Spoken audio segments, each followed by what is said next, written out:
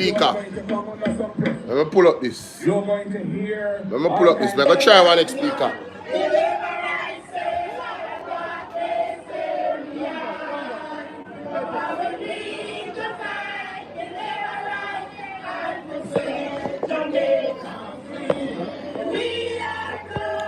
See if that speaker is louder. All of my subs them. I didn't enough welcome the new subs them. When I see them coming in the chat. Some of them afraid for type, you know. Some of them afraid for type. So what I want to do, anytime when I see them coming at the chat, I want to give everybody warm greetings. You understand? Just greet them, welcome to the platform and big them up. You see what I say? All if me no see, when you guys are in there, yeah man, I want to create an atmosphere of interaction. You see it? Yeah, so let me try get that speaker attached to this. You see what I say? Yeah, let me try to get that speaker. Let me take off that one. Yeah, so I'm going to shortcut for the speaker. Them, you know. Mel's Reggae Kitchen, what's up? Big up, you know. What them say, so? Oh, come here, say, how come I can't find my owner? You know how long I use that speaker upon this? Yeah. Alright, let me see how it sound now. On that speaker, yeah. How it sound? Sound same way or sound better? Talk to me now.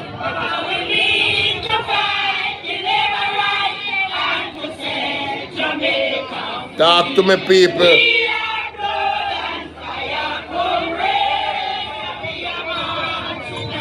Jerry, what go? Cut the music. We love to fight, but cut the music. We have what if we talk about today, ladies and gentlemen.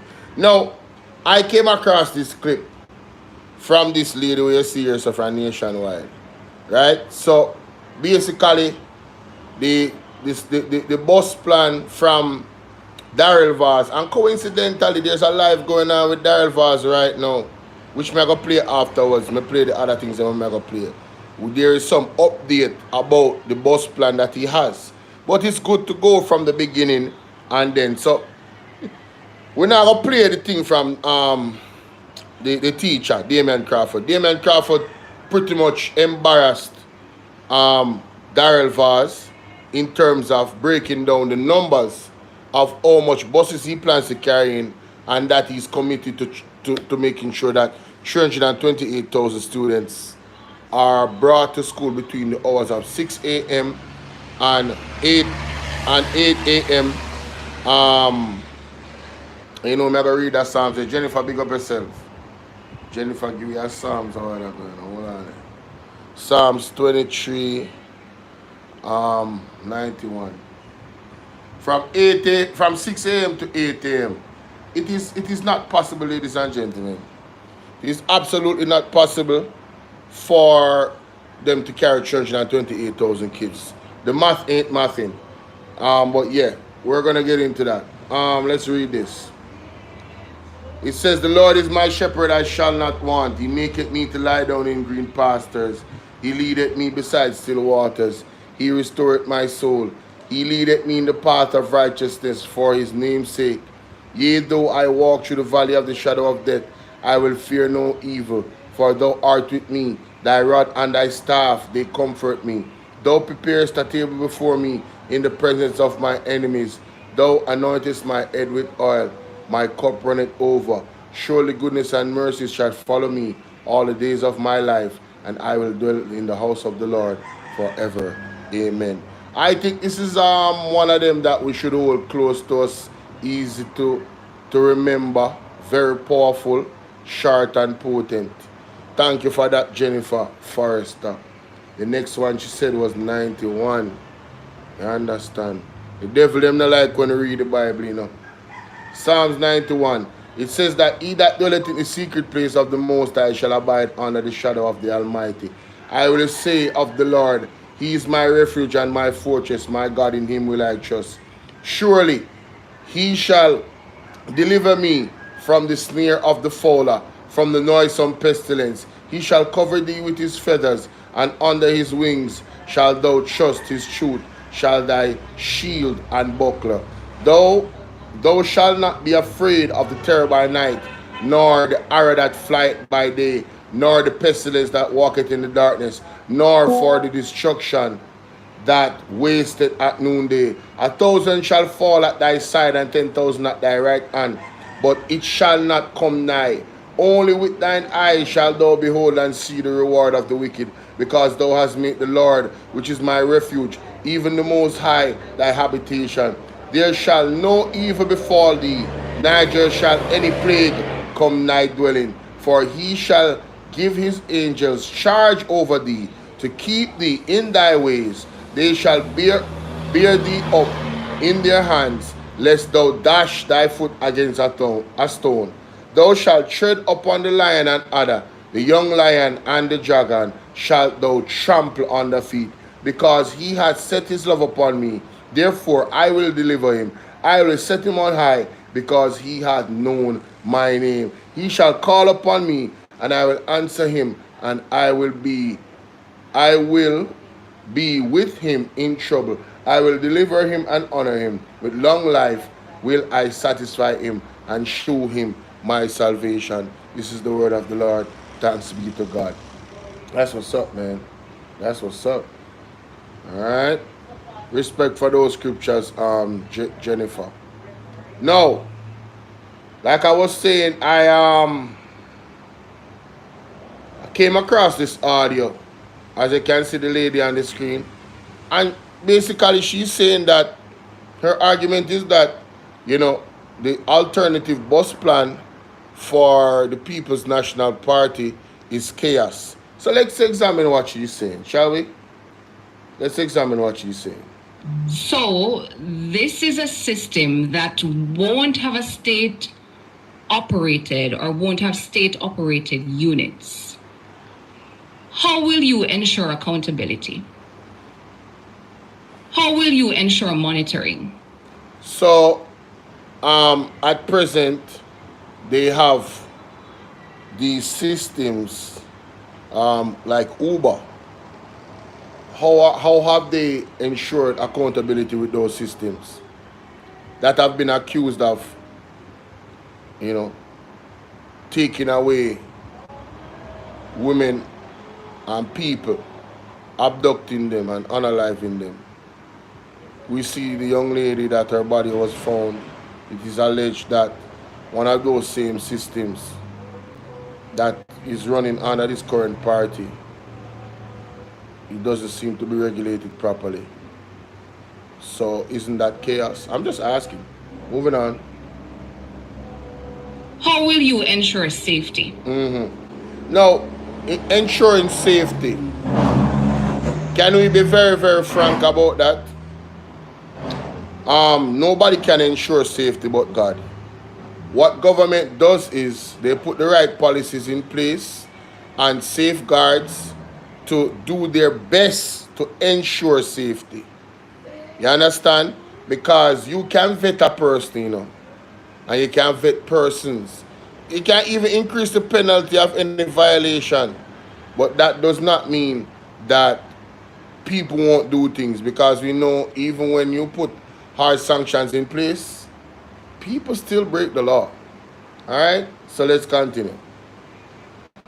How will you ensure timely pickups? Ensuring timely pickups, I don't think that's a legit question, to be quite honest with you. Because if you have persons contracted, right, to pick up children in the morning, I know right now there's several taximen that I know that do pickups every morning. There are private systems. You have children that go to all different types of school, that go from far regions in the country. I have taximen, small buses that carry a certain amount of children every morning, and they're always on time. So, it's all about the individual that is being contracted to do the job, right? It's all about them taking their job seriously, all right? Because you're talking about children going to school. So when she asks how you're going to, ensure timely pickups, well, even with Darylva's bus system, How will you ensure timely pickups? Isn't people driving the buses? It's robots. Them can't sleep where. I don't know. Them can't be late for work. I'm just saying, like, you're dealing. These are human error things. There's no way to fully guarantee that you're always gonna have timely pickups. So I think these are frivolous questions, to be quite honest with you. But let's continue. How do you decide which 20,000 children benefit? How will you decide which 20,000 children benefit? Well, they already explained that. They told you that they are going to go into the schools and pretty much get intelligence from the teachers. Right? I heard them and Crowley. They're going to get intelligence from the teachers. That is how they're going to decide. Does that mean that everybody is going to... No, it's not a perfect system. None is. So that's another frivolous question again. How many, to quote the opposition leader, Probox and AR wagon drivers does this plan need? It doesn't matter how many plans it need. Again, this is another question that is just petty. Whatever it needs, there is enough Proboxes out there that they can regulate in terms of, finding out the responsible ones, have them, get them police record, everything, because they're carrying kids, so it's a little bit more sensitive. So it's like, Karen, how you doing, love? So it's like, this is another petty question. And I would love to know if she asks these questions of the bus system of Daryl Vaz that he put out. Did she have this much questions for it? But we're going to go to that. Don't worry. How will you measure that taxpayers' money that you're going to run, she said run, is being spent for the intended purpose? It's funny that she asked that, that taxpayers' money is run for the intended purpose. Nationwide, where were you with the whole drill saga? What was your position? The drill that they bought, wasn't that taxpayers' money? Where were you with the unaccounted monies? What was your stance on that? Isn't that taxpayers' money? So now you're worried about taxpayers' money when the PMP is operating the country and have a bus system where the people benefit. So it's like you guys have a problem with the people of the country benefiting. But as long as it's the politicians' friends benefiting, like the fact that the buses that Daryl Vaz has is his wife's friend, that their company that has the contract to bring them in. But you're not questioning the money if it's being spent for the buses the right way. Not even the operation, but the buses. You're not questioning that. Okay. How? She is out of house. All right. She exhausted all her house, She don't have anything else to think about, and I broke down all those holes. Let's continue. This alternative without more has CHAOS. So the alternative that the PMP has chaos written all over it, according to she. It's gonna be chaotic, but Daryl Vaz's bus system is not chaotic. But we're gonna get into it. Trust me. Stick around. Like and share the video. Us. Written all over it. And Georgian listeners, viewers, I can already see, because this is Jamaica, the little Probox man being late or only running 2 trips. Oh, so you as a Jamaican is you're tearing down the Probox man. Oh, so it's like a discrimination thing. So the Probox man them already are going late. So none of the bus them, none of the school buses will ever be late, is what you're saying. That's what you're saying.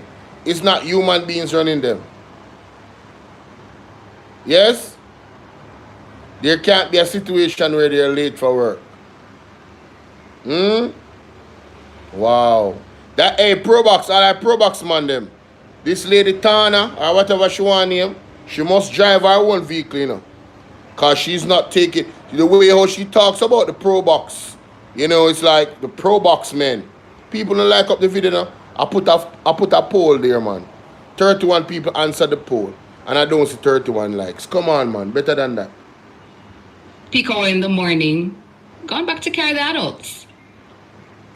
Oh, so you think that the pro box men that are going to be contracted to bring the children is going to mess up their contract? You're talking about sure money.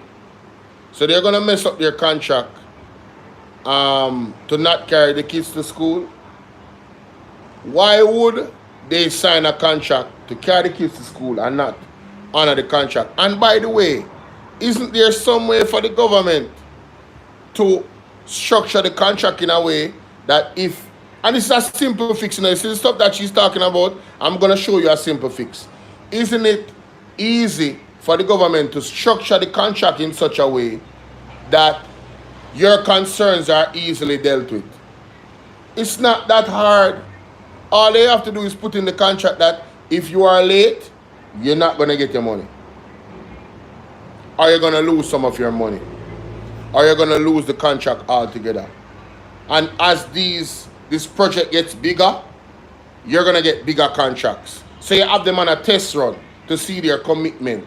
Much like how they have the rent-to-home scheme, where if you pay that money for 6 months on time, now you can start paying mortgage because you see you're serious and you're capable of paying that monthly payment.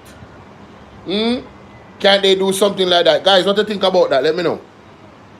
Listen, the US has a state-led school bus program. Yes, and what you're not factoring in is that the United States has better roads.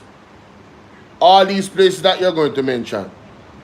Canada has a yes, state-led better school roads, bus program. Better roads. Let's take it to the region again. Grenada has rolled out a state-led school bus program. Better roads. St. Kitts and Nevis has a state-led school bus program. Better roads. Antigua and Barbuda has a state-led school Different bus terrain. program. Different terrain. Here comes the opposition with a subsidy-backed, taxi-led school transportation plan. You hear how she belittle the taxi men them? Taxi men. Uno still a listen to nationwide. Uno hear how them a belittle uno. As if you guys are not competent and capable. I have the ability to be a part of a system created by the government to bring our children to school safely each morning and evening. Right? And everybody does not take the buses in America. No, everybody don't take the buses. Some of the time the buses are empty. Yes, it's good to have the option of a state-led program, but you're not factoring in the fact that the bus them old. And they're not made for Jamaican terrain. But that's what that's the end of her thing. I mean, like I said, it's ridiculous. What she's saying, you know, it's really petty. But let's hear some of the details about the buses, ladies and gentlemen. So, listen up. I was in Falmouth on Friday night. Yes. And the Falmouth meeting, never normal. But the Christiana meeting. The Christiana meeting! Yeah, man.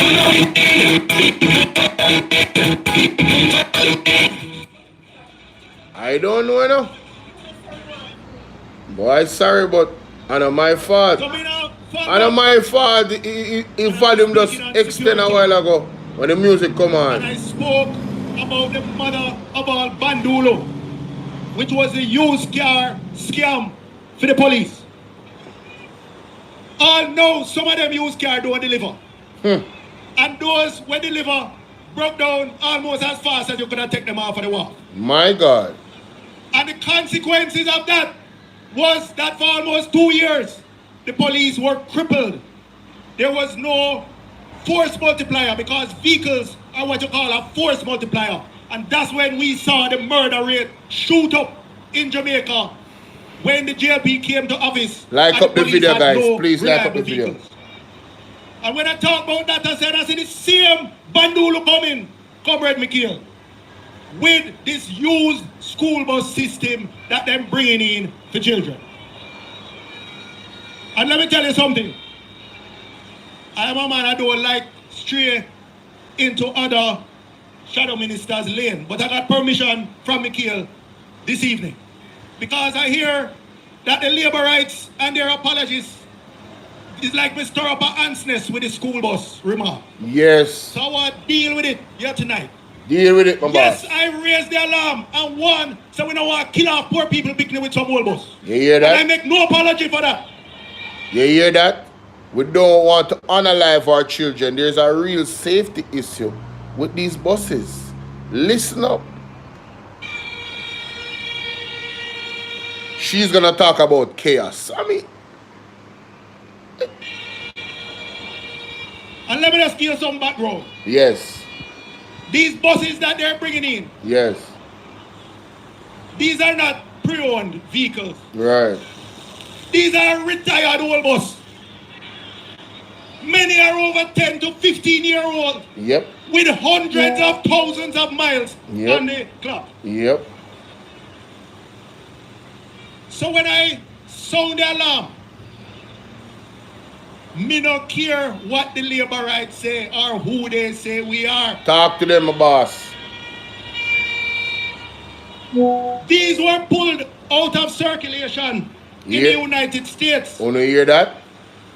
because their engines are tired, their suspensions are worn, their wiring systems are brittle. In the northern states, many have been subject to years of salted roads which corrode the frames and the brake lights. Pause. Salted roads that corrode the frames and the brake lights. People, you have to understand corrosion. That's dangerous.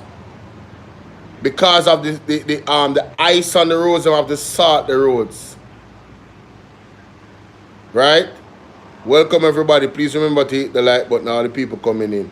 Listen to what the man is saying. These were pulled out of circulation in the US because they were either not considered safe enough for American children or were too inefficient. So if they're not efficient enough for American roads and they're not safe enough to carry American children, why does Darrell Vaz and the Jamaica Liard Party, Jamaica Lawless Party, believe that it is efficient and safe for our children? Given that our roads and terrain is way, I mean, the driver is on the wrong side. It's a left-hand drive. These buses are left-hand drive buses. Yo. No, these were primarily used in cities with flat streets and wide lanes. Exactly. Now imagine. Hold on there. This person said, I'm a Jamaican mechanic. Work school bus in New York for over 10 years. And is the worst thing the Jamaican government could ever buy. Andrew Small, big up yourself. Andrew, take my number. 1-876-451-6535. That's 1-876-451-6535. I would love to interview you. Yeah, man, I would love to have a conversation with you about this. Those old bus to Manchester, to Trelawney, to the hills of Clarendon, Yes, to the hills of St. Elizabeth. yes. These buses were not built for this terrain. When they were new, much less when they're 10 and 15 years old with hundreds of thousands of miles. Bless up yourself, Rupert. We drove on the junction in a tour bus. Yes. And let me tell you something. It was a bit unnerving when we were on the bus tour. Listen to this. But the CEO of the bus company assured us Yes. when they buy those buses new, they have to get specially spec'd packages for them. They can't have the long overhang at the back. They have the proper transmission system for our hilly terrain. They have auxiliary braking systems, what you call engine brake, where you see the trucks and the coaches that coming down hills use as a backup braking system. We don't know if these school buses have those. So guys, you hear that? Brand new buses bought by this company. the bus company that they use for their bus tour. You see the big blue bus they carrying around all of the leadership, the People's National Party. The owner for the company said they have the brand new buses, you know. They have to do a lot of modifications. Not just on the exterior, but also the interior stuff to make sure braking system, engine braking system, all of that has to be modified on the bus before it is fit to drive on the Jamaican road or safe. So if that bus company is buying brand new buses and have to modify them so they can operate safely on the Jamaican terrain, then you're talking about our kids driving in 15-year-old buses, and this lady is talking about chaos. She not no vision.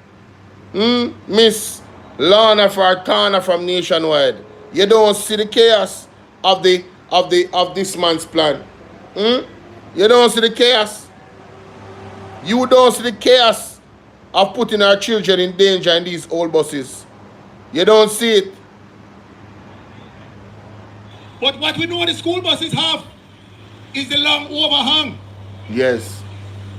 When you go around the cars and the narrow roads, they swing out. When you get from that overhang, who knows what that can do to the poor pedestrians? A serious blows and skirt conversation, this, you know. These buses are a real safety issue, you know. Mighty God, the back part of the bus really is extra long, you know. Mighty God. We don't have no sidewalk. Yes, we're not on a sidewalk. But when those brakes, can you imagine those brakes coming down Plowden Hill? Listen to me. Have you ever seen the buses operate in England and Europe and even in America, some of the places them? They have guardrails and sidewalks. And I have seen buses got out of control and crush somebody. It was not pretty. It was a CT camera that was in the city and it came on the internet. It was not pretty. It was not pretty. The driver misjudged the turn. That is how the bus, the length of the bus them, he misjudged the turn, and I'm telling you, that person was crushed. God rest them soul, mighty God. So this is a real concern that the man is talking about. This is beyond politics. Right? This is beyond politics. But these people don't listen. They don't plan properly. Right? And then when they are corrected because of who is correcting them, they want to be wrong and strong. They don't care about the people of Jamaica. They only care about power and anything that jeopardizes and make them look bad, that might diminish them getting power. They rather be wrong and strong about it. Bewsey Hill, any of them steep hills, when those brakes, there's a phenomenon called brake fade. And let me tell you something, comrades, if that happens. And you know, it's like when God will work with you. Because the people in this constituency will understand more than most the risk to our children and school buses. How many catastrophic accidents have we had with homeless children? Whoa. Say what? Transfer womb condemned. So she is not concerned about the kids. Oh, that sounds real personal. Their kids are not driving in any of the buses, so they don't care. Suzette, you're onto something, but I don't know nothing about what Royal Bless is talking about. Damn. Well, we tired of it. Oh, whoa. Calm down, sir. Lord of mercy. And him is a man do his funeral, but him tired and it burn him for go funeral for children. So, I am balling out. I am saying, me don't care who want vex. I wouldn't put my child on that whole bus. And these utilitarians, these pothole roads with hairpin turns in Manchester, all all the hilly parishes. We wouldn't do it. Yes. And with that long overhang, I can tell you there are places it cannot even go. Because Yeah. it went bottom out. It went bottom out. It can't go up the entrance to Prattville Primary. Cannot. So comrades, So, on the hear where the general has say, we want to go to Mr. Crawford, you know, because Mr. Crawford did really Mr. Crawford never hold him out to come and talk. Somebody with this was what? No. Wrong thing with the pan, this one for the pan right or so. Yeah. Yeah man, right or so.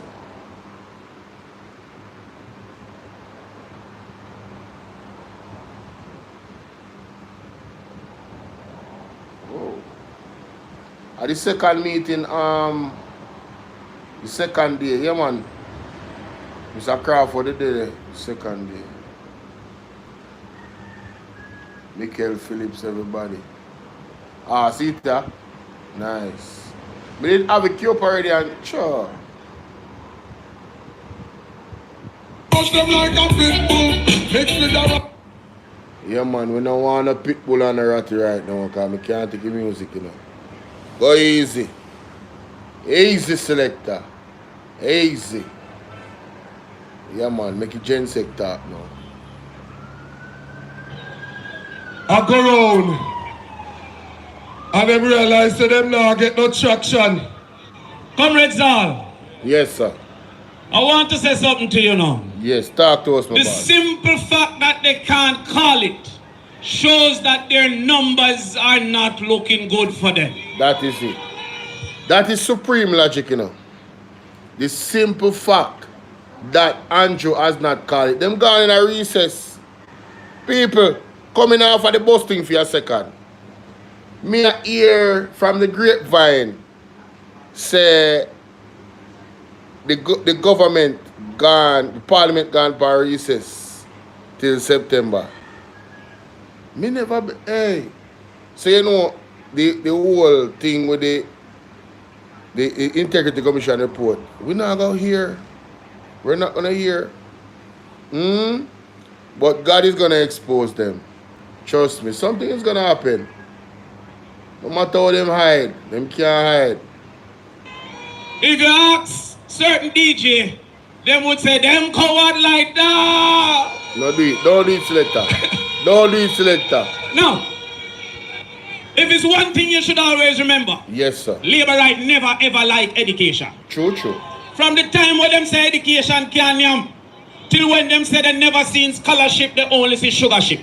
They have never liked education. Oh my God. And I studied to understand. No. Embarrassing. We need some milk. No, them never said that day, man. I lie I tell upon them. Always remember, Labour right never ever like education. From the time when them say education can yam, till when them say they never seen scholarship, they only see sugarship.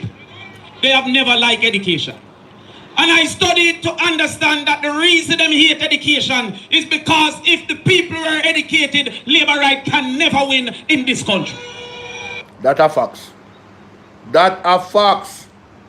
Oh my God, that is facts. Oh yeah, that is facts, bro. 100%. The latest that we see is them proposal in response to Mark Golding's proposal for a rural transportation mechanism. They come to say them have rural school bus. Now I don't know why them send Darrell Vars for count, because Darrell Vars can't count past 10 without licking chest. So me want to know why them send him to come count to 600,000. I realize that maybe they want him kill himself, because the more he reach, then him have a licking chest. By the time he reach 600,000, he must dead at it. them coward like that.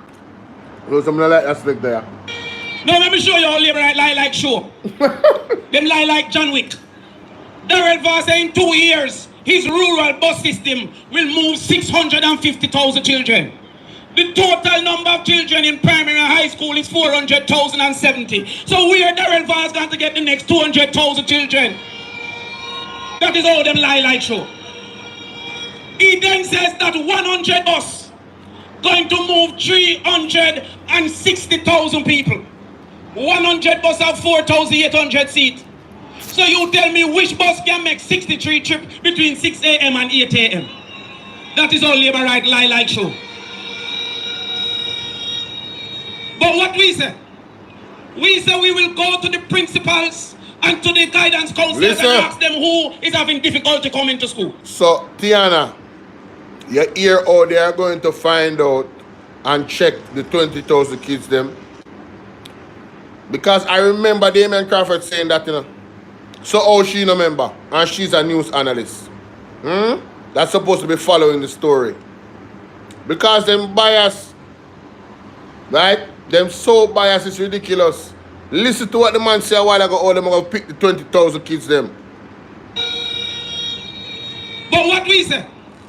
We say we will go to the principals and to the guidance counselors and ask them who is having difficulty coming to school. Once we get that list, we will send our social workers to find out the reason why they have difficulty coming to school. And if the reason is transportation, we're going to look at which category of transportation is the problem. The first category is availability of transport. Listen. And the second category is the affordability of transport. Look how much places you find it difficult because taxi no want run come up there because it's a farming community. So those who have availability problems, we will contract the private sector providers to make sure we subsidize that trip, that they can make the trip into the interlands and come out back so people can reach a school. Hello. Darrell Vaz, Turner from Nationwide. You hear that? There are areas where the school bus cannot run. You cannot omit the pro-box people them. Where you obviously have some discrimination about. Because the way how you said pro-box people, let me play it again. Here how she said pro-box people. Listen to this. Lord have mercy, man. Sorry guys. Run is being spent for the intended purpose. How?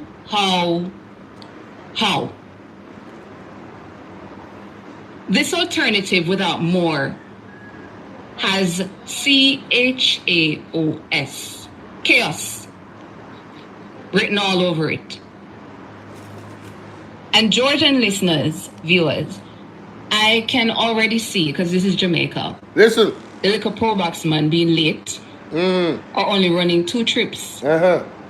Peak hour in the morning, going back to carry the adults. Listen. You hear how she talk about the pro box people them? On the ear all this lady Tana, what's she name? Tana from Nationwide. On the ear how she talk about the pro box people them? Good. Pro box people pay attention here. Pay close attention. Back to Sotana.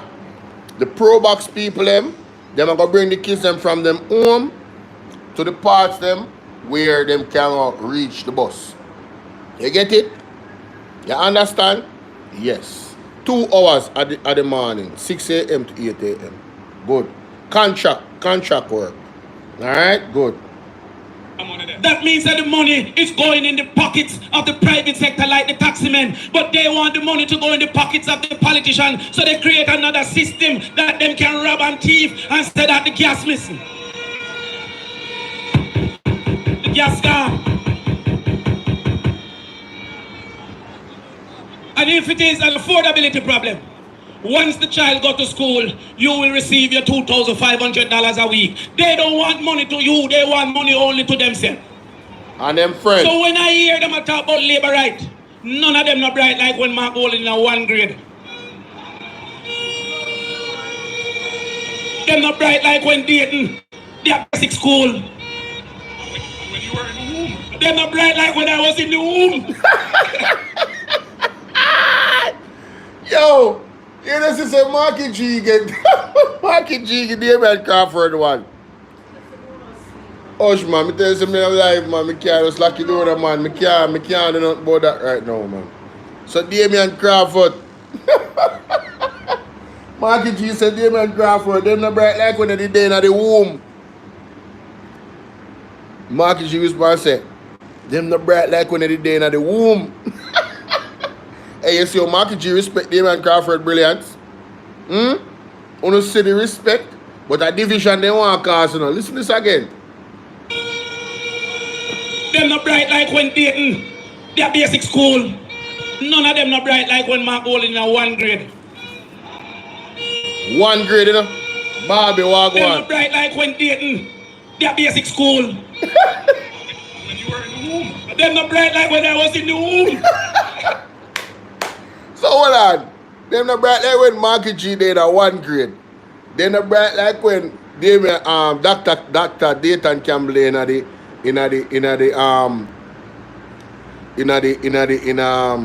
basic school.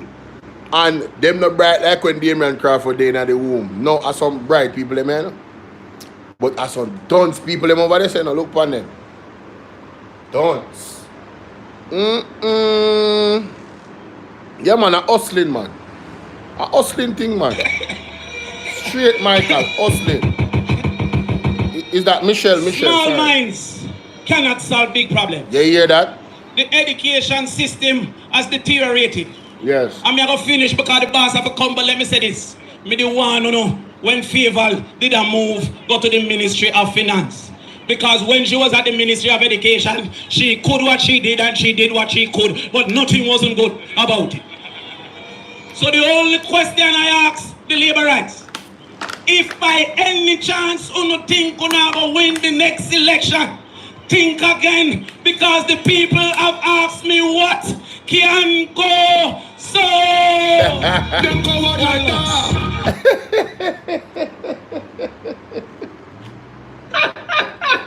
Oh my God. Man, listen. That is funny, honey. Boy. That's funny. Oh my God, that is That is funny. ridiculous, man. That is absolutely ridiculous. You know what I'm saying?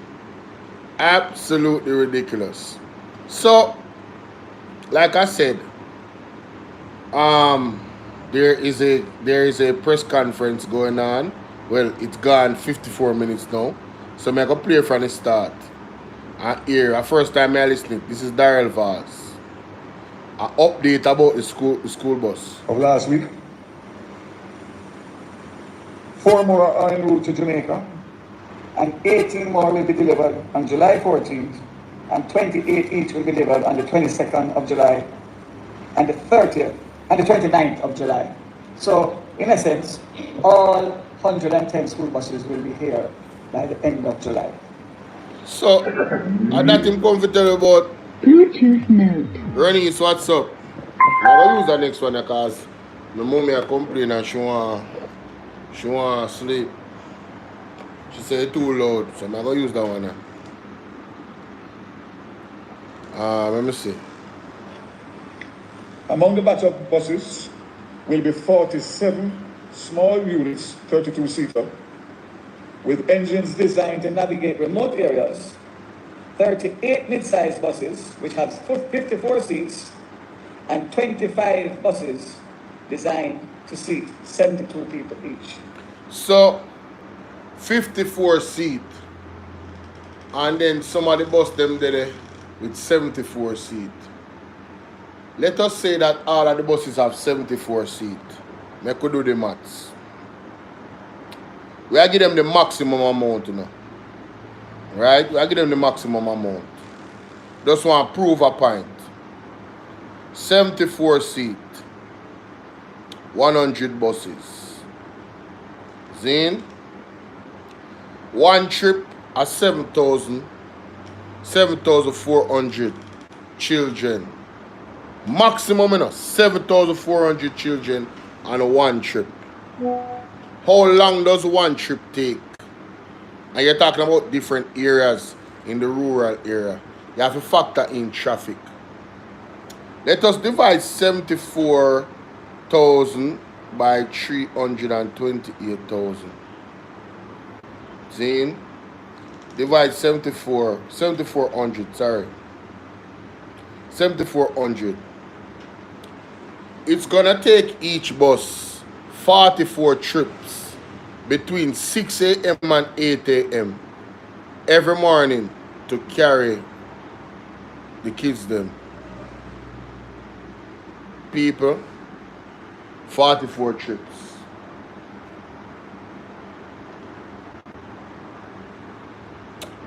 I don't think the bus can do 10 trips.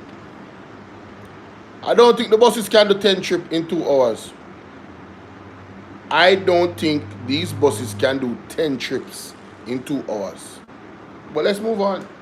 So the configuration is 3 different types of buses, obviously because of the assessment of the terrain that we will be traversing. So according to Daryl Voss, the buses are up to date with the terrain. So these old buses are going to be faring very well, according to Daryl Voss. Hey.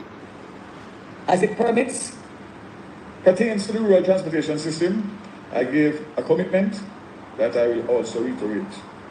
The current activity represents phase 1 of the system.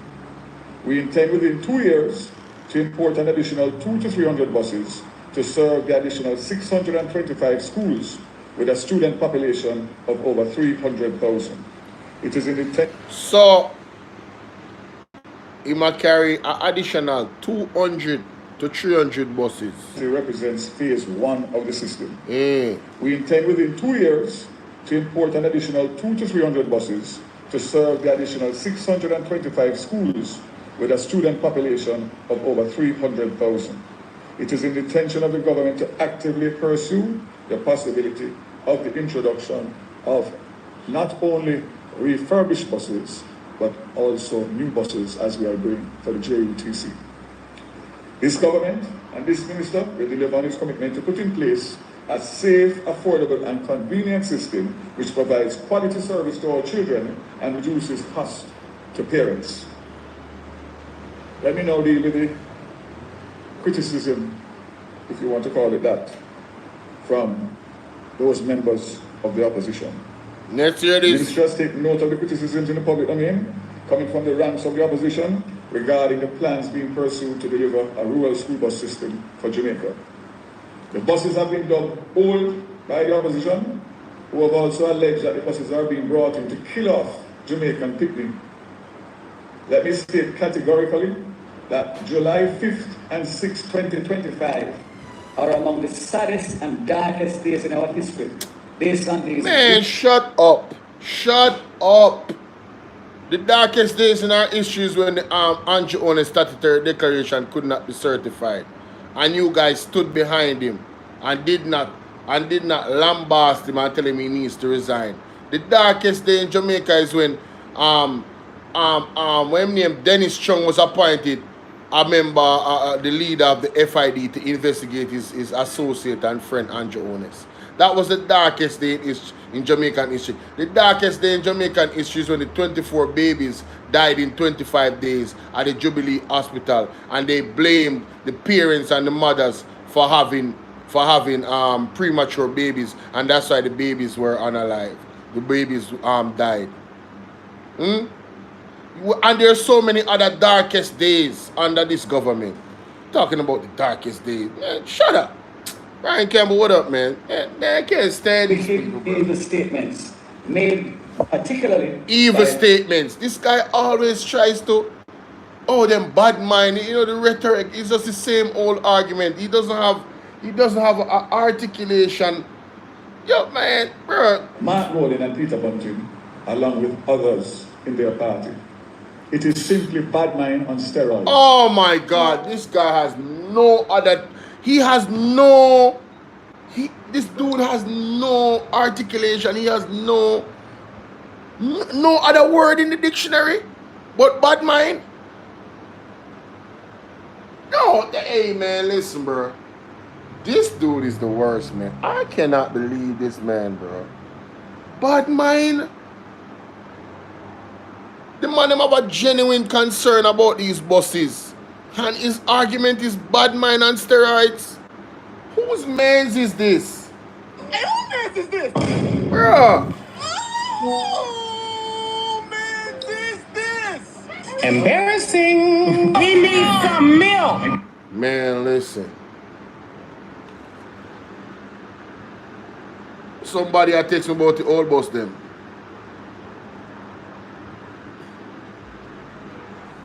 Somebody had text me about the old bus them.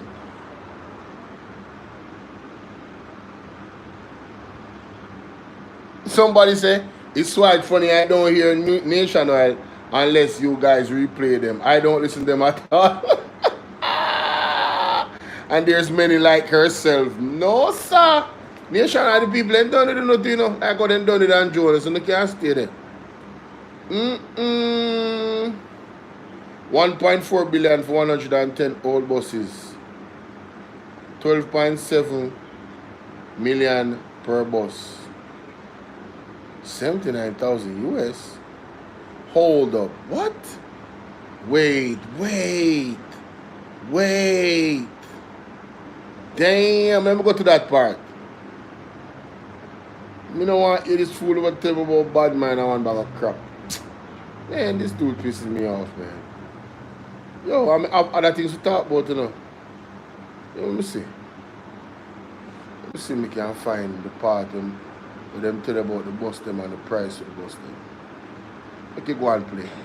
I wish to categorically reject these allegations as false, reckless, and a desperate attempt to use our children to attain power at any and all costs. Oh. This must never be forgotten, and they must be judged and rejected out of hand for these wicked and evil thoughts. And a simple press release, which was sent out a few minutes ago ahead of my press conference, will not take them off the hook for this. He need to go to his bed because he's in dream world. roll out the school bus system. Let me lay out some facts. I'm advised that the average age of registered motor cars currently in the public transport system in Jamaica is an average of 14 years old.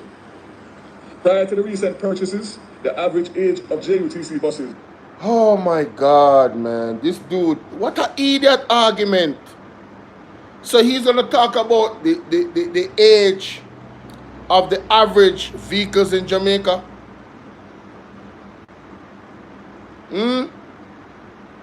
How do I check the prices of the new buses?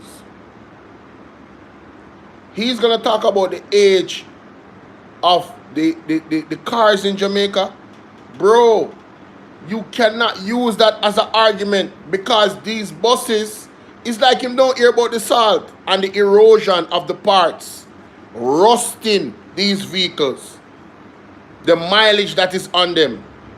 They are bigger vehicles. So they're going to have more wear and tear because of their size.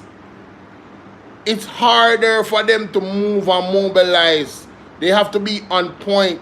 So how can you compare a Pro Box to a big old bus like that? How can you compare a Pro Box? The size of the Pro Box can maneuver these roads. They have been maneuvering them very well. These terrible roads under the Jamaica Labour Party. Right? And imagine those cars. You can't ask any taxi man. You know how much money them have to spend on parts every single month, every single week. So you can imagine these buses on these roads in the rural areas. And the bus them already have problems and them a used bus from 15 years ago. What is wrong with this dude? These people are acting like this is not a legitimate concern. I talk about bad mind and steroids. What kind of idiot people them in a government? How them people that get paid our tax dollars? How in the hell did you guys vote for these people? For them to be our representative? It's a damn shame. The more I listen to them, the more them anger my spirit. What kind of foolishness is this guy talking about, man? Yo, me can't believe this. In the fleet was 14 years old. And further advised that currently the average age of registered buses in the wider public transport system is 18 years old. And these figures are coming from the ITA and the Transport Authority. So these are legitimate figures and not something that I'm just picking out of a hat. We don't kill that the argument already. Being purchased under the Rural Transportation Bus Initiative is 10 years old. Some are below 10 years old, as low as 8 years old. The opposition has described the buses being purchased as old, but suggested that they would pay transport operators, including bus operators, and who they describe as a little man with Probox or AR wagon. I assume that he means a D-wagon to transport our children. Well, the fact is, the average age of buses and cars in the public transportation system currently is between 14 and 18 years old.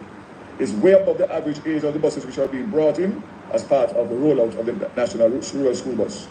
Furthermore, the buses under the Rural School Bus system generally have way less mileage and a better maintenance history compared to what exists in the wider registered public transportation system.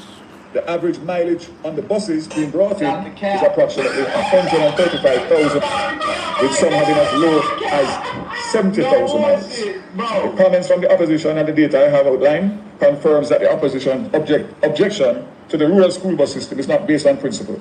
What is very clear in my mind, and should be to all Jamaica, is that the People's National Party will once again discontinue the rural school bus system if given the opportunity by the people of Jamaica. Their comments represent another sign of their vulgar, opportunistic, and unhelpful habit. Vulgar, opportunistic.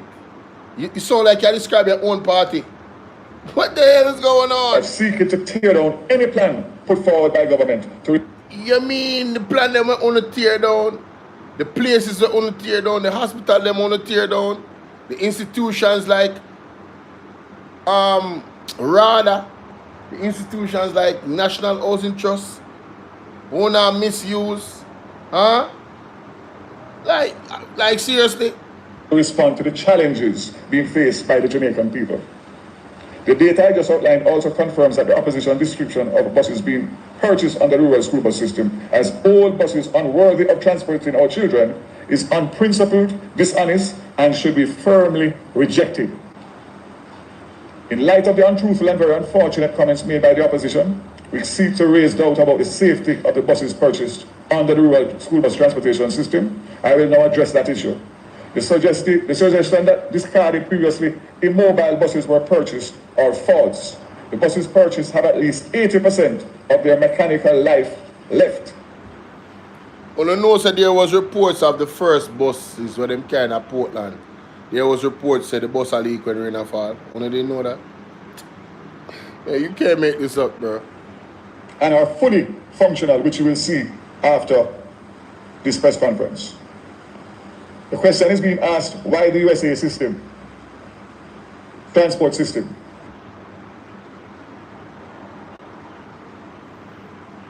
You're muting Mike, I can't hear nothing I say.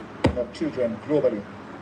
This is because the buses in the America system have a robust combination of safety, reliability, advanced technology, and an attractive total cost of ownership. The buses which we use under the rural school bus system in Jamaica will have unparalleled protection for children and adult passengers alike. Additionally, it is important to note that the rural school bus program... Unparalleled protection, you know. Me say, I am playing this to have this on record of what this man is saying. Because you see, when ish hit the fan and them get exposed, we are going to remember this moment. The program has a dedicated JUTC team that inspects the school buses purchased from America to ensure their safety, reliability, comfort, and annual maintenance cost. And it's not that I am wishing for anything to happen. I am not encouraging nobody to send them pitney on this rural school bus so them come with. I don't trust these people. Period. That is it. Them two lie. The Jamaica Labour Party too lie. Them tell too much lie. You understand? Them skew the facts. Them.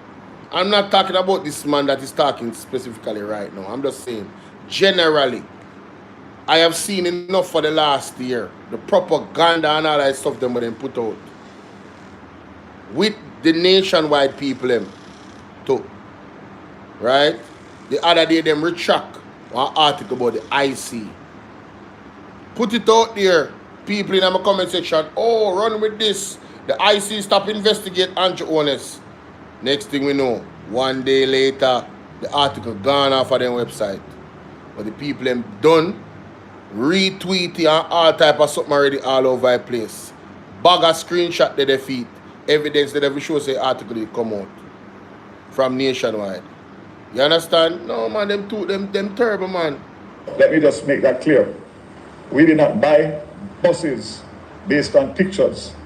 We sent a team from the JUTC along with the supplier, to go and inspect and select the buses that we deemed and sought suitable for Jamaica.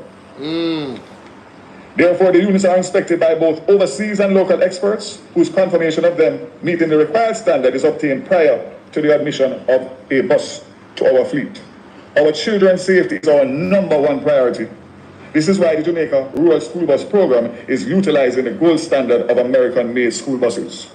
Of interest might be the fact that our Jamaican specification strictly provides for the purchase of world-renowned common diesel engines and Allison transmissions. This is widely regarded as among the most dependable powertrain in school systems operated across the globe. These common diesel engines and Allison transmissions are designed to last up to 300 to 500,000 miles. And this is not me saying it. I think we have the information to share on the screen. The buses that we are bringing to Jamaica have an average of 135,000 miles or fewer. Hence, this would give us service to our students for easily another 10 to 15 years prior to having to do any major overhaul on these bus engines and transmissions. This is why I say, without fear of contradiction, that it is not only good for the safety, but it is indeed excellent value for money. I'll come to that later. $1.4 billion is the cost to buy these buses, pay inland freight, sea freight to get them to Jamaica, to retrofit them with the doors, refurbish them where needed, 1 year of spare parts, 1 year of a maintenance contract with the supplier to service the buses as was being done through the Department of Transport in the United States of America. It will also have the technology that is going to be required to make sure that the children are safe and that we can see them from the Ministry of Education, and also the parents can track the children through the technology. That includes even the driver. There's a specific camera that is focused on the driver to make sure that he is conducting himself in a way that is suitable.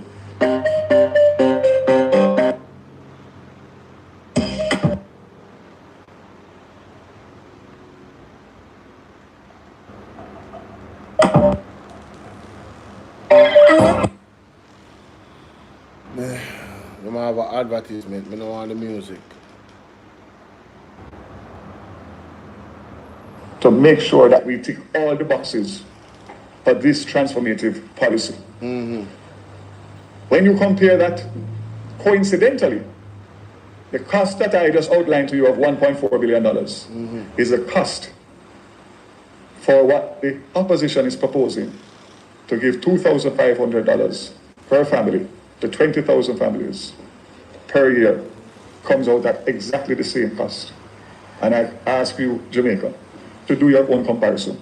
I won't even get into it because the fact of the matter, it makes no sense and it doesn't treat with what we are trying to do to make our children safe.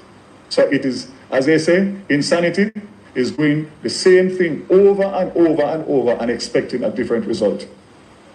They are absolutely reproducing and tweaking the same exact system that obtains now without treating the ills of the existing policy.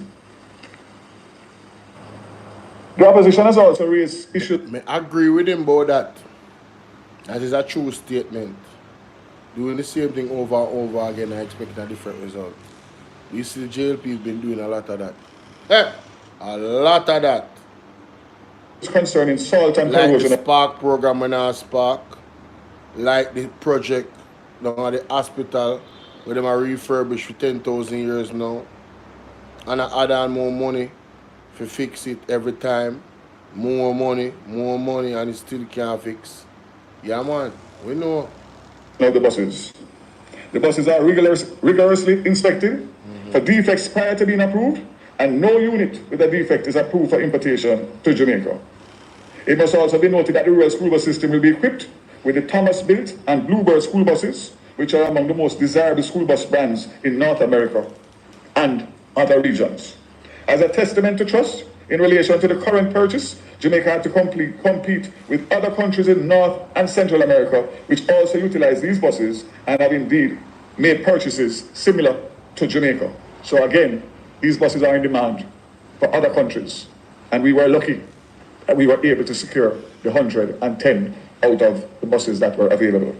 The school buses are designed to handle the most rugged driving conditions, whether in Canada, the United States, or the Caribbean.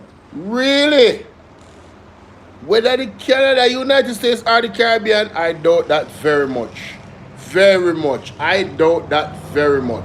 Concerns have been raised about the tell. wiring system and brake lines of the buses. The fact is the buses are thoroughly inspected and approved prior to being brought to Jamaica. And again, let me reiterate, no buses with alleged defects are going to be imported in this program into Jamaica. Me glad say him say that, you know. Me glad say him say that. Because you see any evidence come out about one of the bus them having any of these, you owe him attack with him chest out. You know, Damien say him love beat him chest on him account, you know. So him goodly accounting words and I want to beat him chest. Listen to him. Additionally, it is important to note, as I said before, the government has a robust parts and maintenance plan designated and designed to maintain the buses while they are in use, and this will be administered by the JUTC. The lies that are being spread about the buses show the desperation of the opposition, particularly given to the fact that they have not requested any information. What lies? What lies? What lies have been told by the opposition? Information from myself or the ministry regarding the buses. So again, Jamaica, I say to you that if they had a real genuine interest in collaborating with the government in the interest of rural folks, parents. What do you mean collaborating? We're not collaborating with nobody. Remember Andrew One said there's no need for the opposition. But I want to this guy talk about collaborating. I know you don't want to collaborate. We're not talking about so we're not going to give up and surrender Jamaica to the People's National Party, and we're not going to allow PMPs to come back. I know you want to collaborate. Whose man's is this? Hey, who man's is this? Oh, man's is this? Bro, what is going on, bro? These people, you see, it's sympathy them are looking at. Them are trying to cater to the people, you know. These people are not about collaboration. If they were about collaboration, you wouldn't have to wait until the People's National Party brought up concerns. You would have been transparent and say, listen, here we go. You know, this is the information on the buses. You know, we did this, we did that. And they can look and say, well, yeah, man, this is good. Yeah, we approve. This is nice. You know, it's safe and everything. I see we're blah. But, you know, I got one concern. If you really want to be collaborative. But every time the people them have concern, him say them lie and them bad mind. It cannot be that every time the People's National Party have a genuine concern about how you guys are operating based off your own reputation of skullduggery and corruption. Not our reputation, your reputation, JLP, of skullduggery and corruption. It cannot be that well-thinking people that don't trust you guys, they are bad mind on steroids. It cannot be that. We have to mash down that lie. We have to mash down that. And teachers and students. They ask me for information about my portfolio responsibilities almost daily on WhatsApp, and I provide it to them. So the fact that they have not contacted me or communicated with me formally or informally speaks loudly to the fact that they are bad-minding this policy from day one, and it must not be allowed. Let me give some further comments on safety. Let me remind you that the buses are manufactured in accordance with the safety specifications of the U.S. Department of State, and they undergo a rigorous maintenance and inspection regime before and after arriving in Jamaica. The safety of our students is paramount. Consequently, upon arrival, each bus undergoes a comprehensive inspection and fitness testing consistent with international best practices. They will be serviced regularly to ensure continued reliability. Let me pause again and say that the bus that I brought to Jamaica as a private initiative for the Portland school children has been operating for 9 weeks straight without any form of disruption due to the... If there was one disruption, I wouldn't tell you. We are getting reports from kids that go in the bus, that the bus leak when rain a fall. Not my word. Yes, it come out by the media. So how you go? But you gotta tell me you say nothing go so we must just believe you, okay. Stringent policies that we have put in place. It has transported thousands of students during that period, and we have not had one incident, neither safety or mechanical or anything else. So we have a bus that is here. We will be taking these buses on all of the routes that have been Mr. True spoke about between now and the end of July. They will be going through every parish, every township, and every district and community that they are assigned to make sure that we can do what we need to do to tweak to make sure September morning is seamless. And the ignorance about terrain. The 52 states in the United States. Ignorance about terrain? Oh, what is some mad man? It's have higher hills and valleys and terrain similar to Jamaica. Bro, stop it, bro. Bro, stop it. This man just said the United States have similar terrains as Jamaica. Do you see the roads, bro? What is he talking about? The buses in America is not driving on them type of terrains. What is he saying? The schools are in like towns. A flat road the man them a drive on. The school bus them in America is not driving over no long hill, brother. Stop it. Stop it. Whose man's is this? Man, I can't wait for Damien. Wait, let me see if Damien Crawford responded to this already. Let me go to Twitter. This, man, you cannot make this up, bro. No, sir. No, sir. No, sir. Nah, bro. This is bad, man. This is bad. This man really just said that a while ago. No, you have to be special. You have to be special. No, sir. Woy. Man, oh man, oh man. I don't say Dr. Damien Crawford, if you put Dr. Damien Crawford. I don't know why I just put Damien Crawford. I know I'm supposed to follow him. I'm going to go and play this guy. Go and play this guy while me look for that. I can't believe I'm under that. So anything that it can do in the United States of America, it can do in Jamaica. The other ignorant statement about the length of the bus. The length of the bus is no different to what obtains in Jamaica with the trucks and the other buses and all that we have. Everything that we are doing is well thought out. We know the specifications and sizes, so we know which routes to put them on. The bigger buses will deal with the major thoroughfares. The smaller ones will go into the interior, hence why you have almost 50% of the 110 buses being the 32-seaters. This is something that JUTC and Ministry of Education and the Ministry have gone through with a fine tooth comb. All right, so me I give him that. The smaller bus them, Mary Wagwan. The smaller bus them is going to drive in the rural area. That is going to lessen the potential of moving 328,000 children. Even if you carry 300 more bus. Yeah. 300 more bus to the 400 bus, 600,000 picnic by 2-year time. The math ain't mathing, sir. The math is not mathing.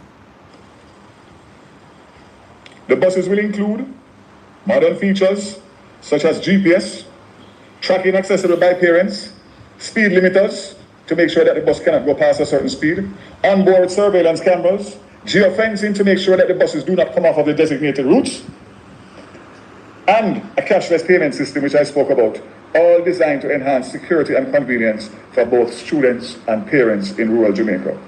The rural school bus will not only be affordable, but will provide safety and security for our nation's children. I've already indicated that the cost per trip is $50 Jamaican per child per trip, $100 Jamaican per child per day for the school bus service. Currently, it is anywhere between $300 and $600 per day per child. So one household who has 3 to 6 children, who is unable to send all of them to school because of financial constraints, will be able to spend $100 per day for each of those students, for those kids, and be able to send them to school. Unlike the opposition's so-called RIDE program, which was introduced or tried to be introduced, the rural school bus system has safety and security and convenience as its priority. The current transportation system as it relates to school children is unfair and inequitable. And currently, adults pay higher fares than schoolers in the public transportation system, which is specified in their licenses. However, the reality is that it is not equitable, because obviously they are going to lean towards carrying the higher fare at the risk of disadvantaging the school children. So that is simply the reason why the call and the cry every morning is no schoolers. The government is mindful of this to the public transport operators. We are partnering with them to allow for them to be able to earn maximum. The opposition is trying to put a divide between the transport operators and the government. It's nonsensical, because the fact of the matter is that you have not heard one cry from any Russell! public passenger association. What's up, or Dior? even the operators What's themselves. up, player? Because they live it. They know it. Yeah, man, And the fact all is is that well. I can take off 28,000 students. All is well, my brother. All is well. How you doing, bro? Respect. Off of their routes, so that they can take that much more adults paying full fare, then it is a win-win for both the government, the transport operators, the parents, the teachers, and the children. Oh, so once again. Oh, you see how he spin that? You see how he spin that, y'all? So he's saying that he's doing the taximen a favor to take away the government contract from them. Sure money, you know. Sure money. He's saying that he's doing them a favor. Do you know how much buses? I said this already, but I will say it again. Do you know how much buses are already contracted to carry kids to school? I'm talking about they run a certain route every morning and they bring those students and they go into areas where it's like it's a distance, and then to some level some of them have to meet the buses on certain mains because of the road issue. So what the PMP is suggesting is something that is really already being done by people, because you have these bus drivers that have these big nice coaster bus. For the most part, I have not heard any incidents with these buses and the children not being safe. They don't drive fast. They get up very early in the morning to make sure that the kids are early. It's already being done by regular people. This is a fact. Right? My sister used to take the bus to school every morning, and the same bus carrier her home. My mother was not gonna allow my sister to take public transportation when she was going to high school. My mother sacrificed and paid for my sister to go on that specific bus every morning to go to school. 4 a.m. Tell them to splash, Digi. So what the PMP is suggesting is to actually structure. This is what I'm getting at. They're actually going to structure it, what is already being done. It is a system that is already being used by the people. They're just going to expand the system. It's very, very simple. Right? So he's saying that he's actually benefiting the bus driver them.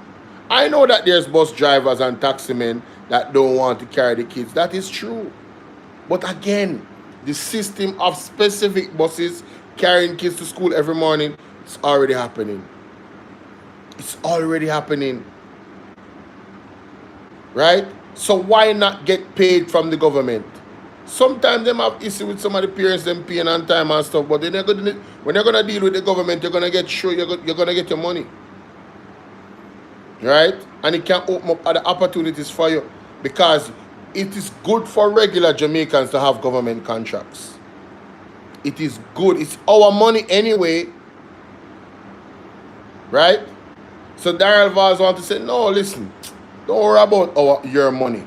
We will get your money to come back to benefit our friends that are the ones that are carrying these buses. They're friends.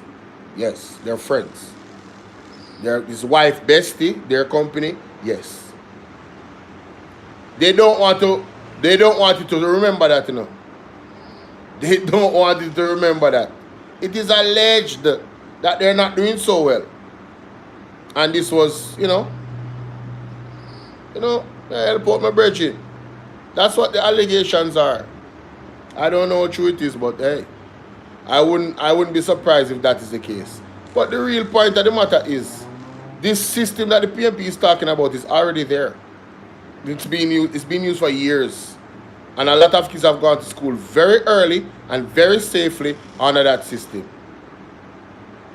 Alright? We don't trust the old bus then, period. It is absolute rubbish that they are speaking.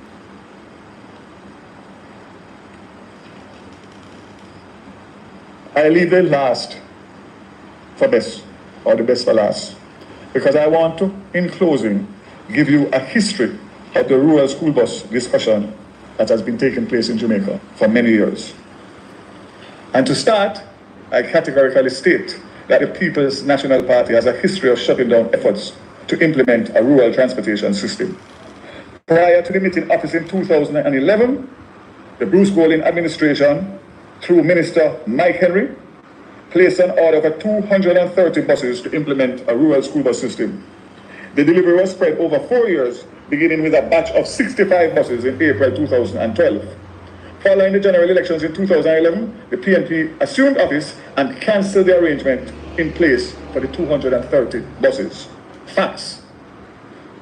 The JUTC had 20 buses operating a pilot of the rural school bus system.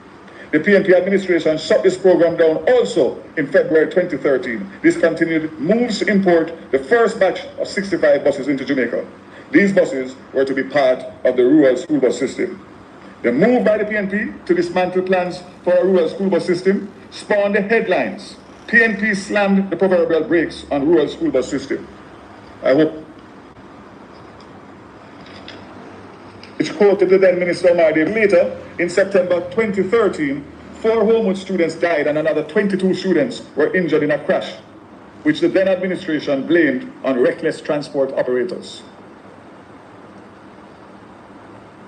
According to statistics from the Jamaica Constabulary Force, between 2012 and this year, 68 children have died due to crashes. So let me ask him one question. So nobody wants the children to die. So the school bus them not gonna have no issue. They will never be in an accident. Has Daryl Vaz ever seen a school bus have accident in America? Has he ever seen that? With all of the safety precautions and everything. Is there a special road that the school buses are gonna travel that no other taxi driver is gonna travel? I'm just asking because he's making it seem as if the school buses are there, there's no way that there cannot be an accident. And if that's the argument he's making, man, listen, bro, you gotta chill. On the Nation Roads Road.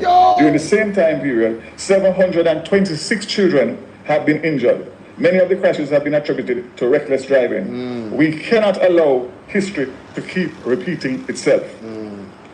I urge all well-thinking Jamaicans not to allow the opposition to again derail a well-thought-out program which is intended to bring safety, security and convenience to our children and reduce cost and peace of mind of our Jamaican families. I am sure it's well thought out.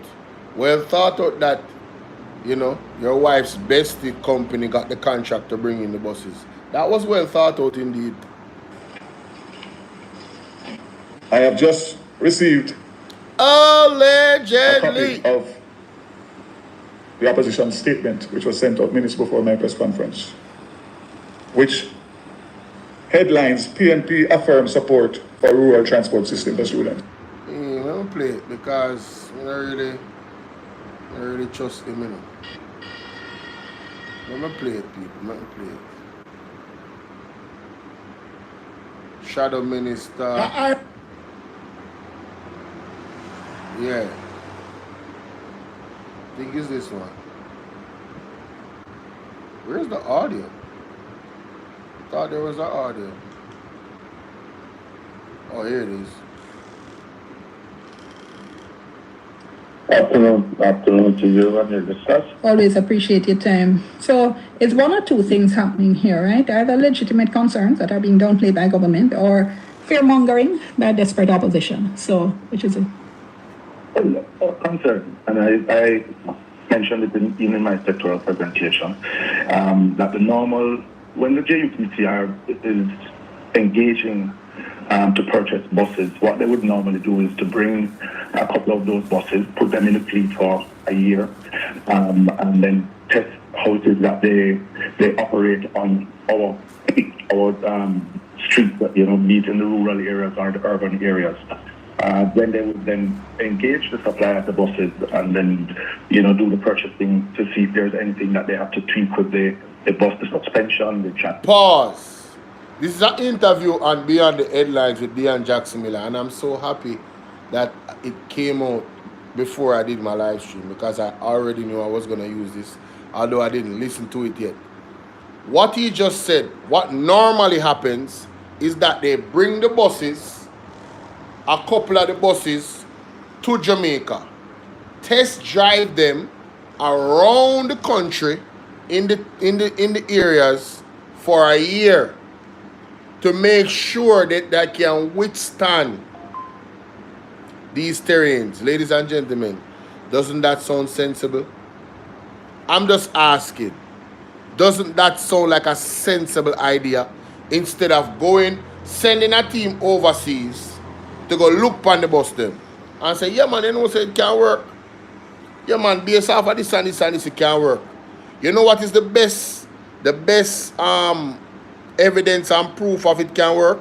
In science like a demonstration. Not a verbalization, a demonstration. Not a eye test, but a demonstration.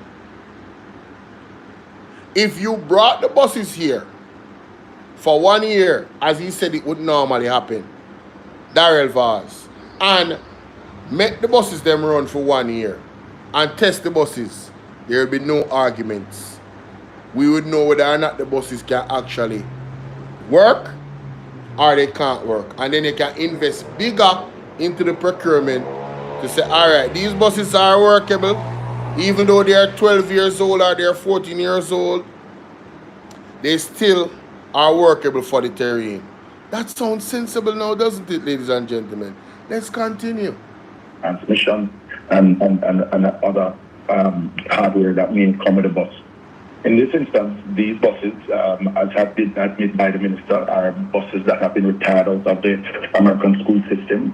They are 10-year-old and over, and they have a longer wheelbase than the buses that would normally. And in some of the areas that the minister is proposing to send these buses, the roadways and the windiness of the road will not facilitate some of those buses, hence it's about things concern on those buses.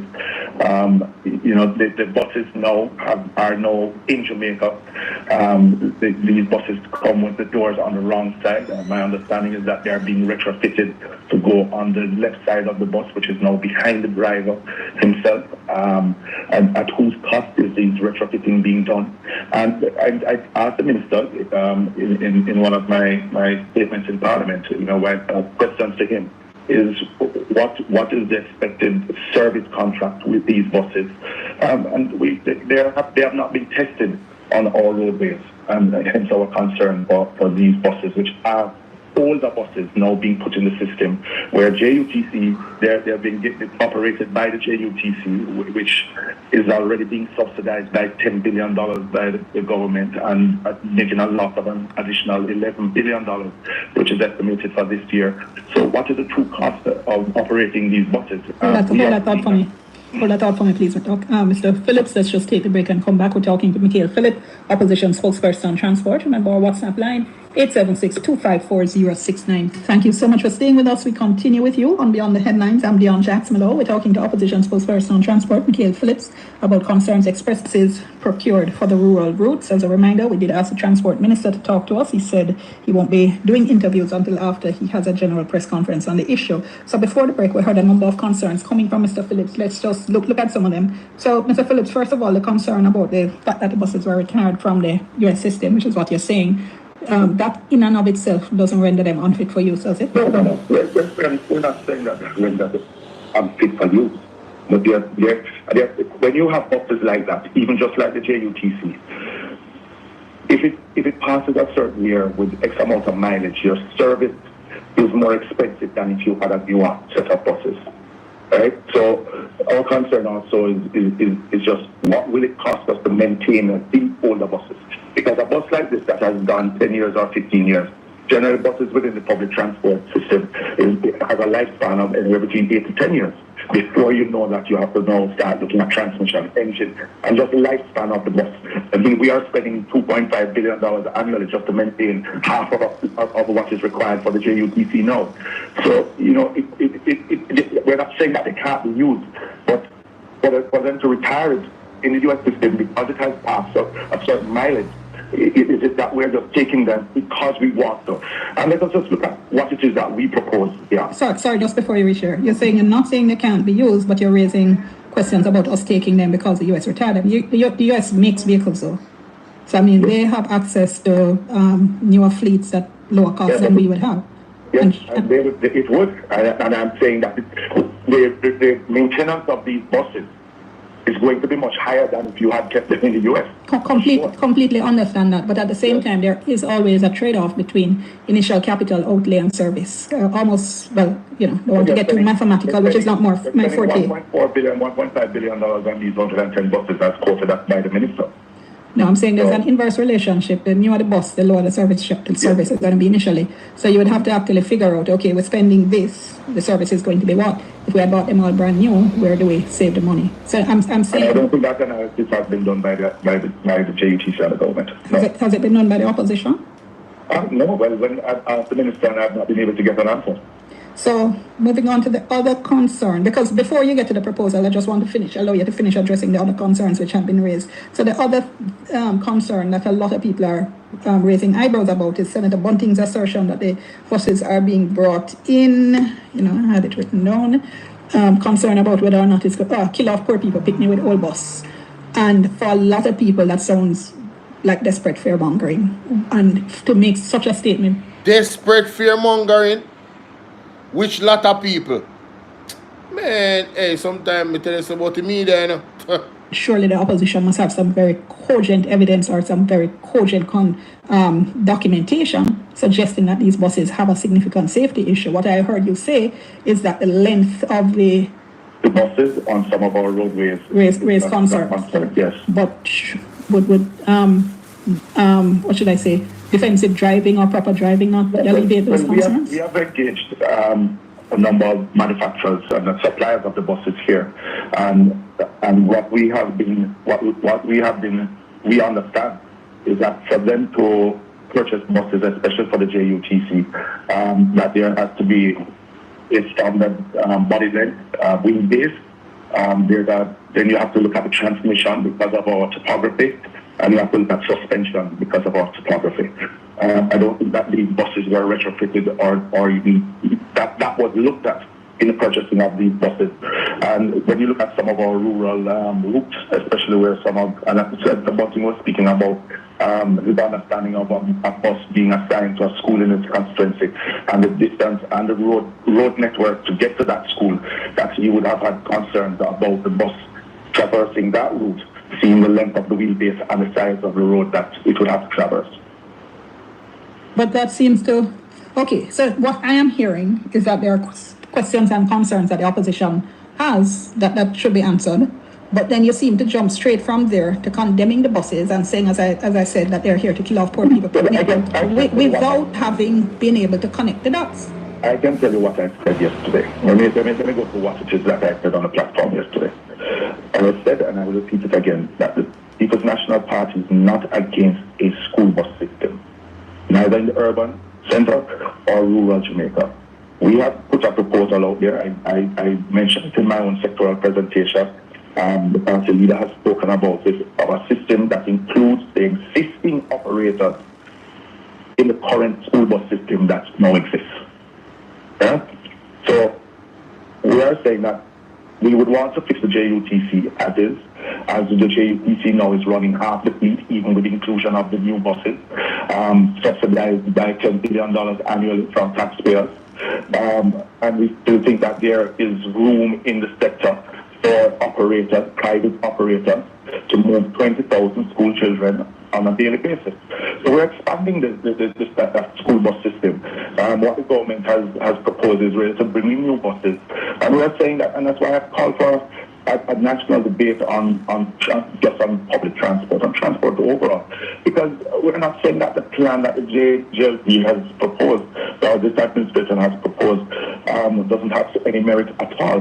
But what we're saying is that we are proposing... Kill off poor people picnic with old bus does not sound like what you just said. I am just telling you what I said on the platform, and I've consistently been saying what I'm just... Basically, what the man I tell you say, go and talk to Peter Bunting, Dean Jackson Miller. Peter Bunting have some evidence that gives him concerns about these buses. The man is a research man. So go talk to Peter Bunting, and that the man I tell you. Michael Phillips is not saying that. Peter Bunting said, and him say him not apologizing. The man say he as a father would not put his kids on the bus. You understand? Good.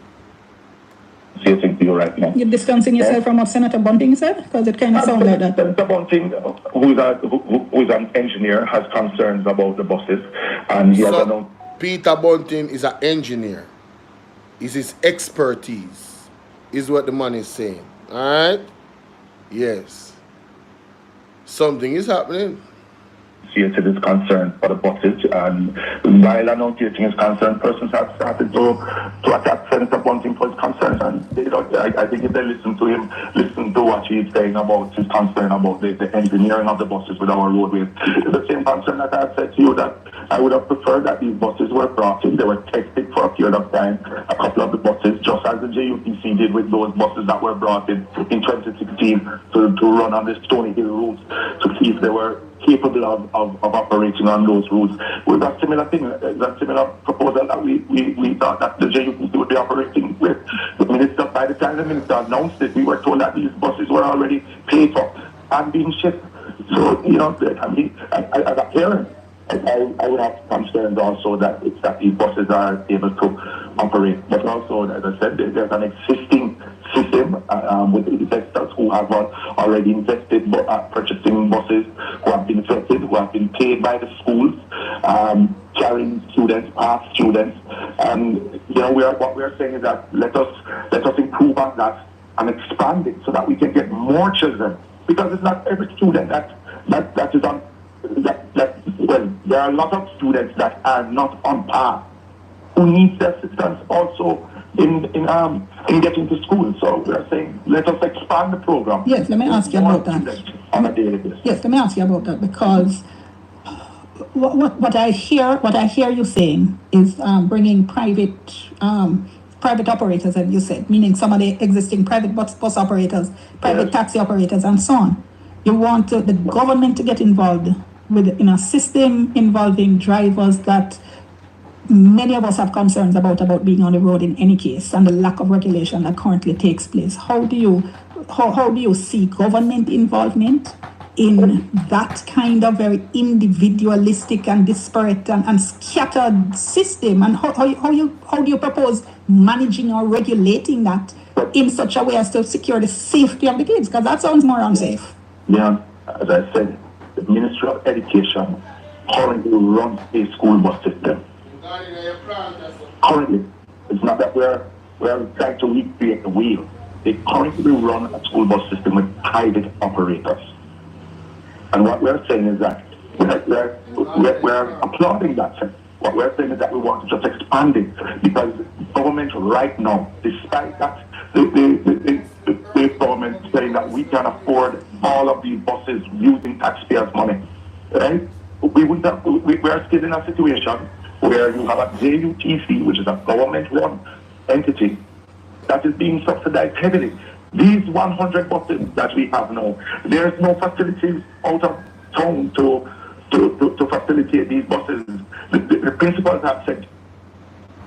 All right. So that Michael Phillips wants something there. All right. What is?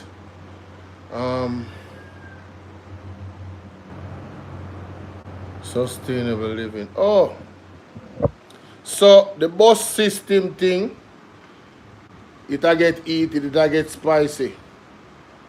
More know the thing. However, when I read it, I know me have a virgin, but he link me, and him say him have an issue with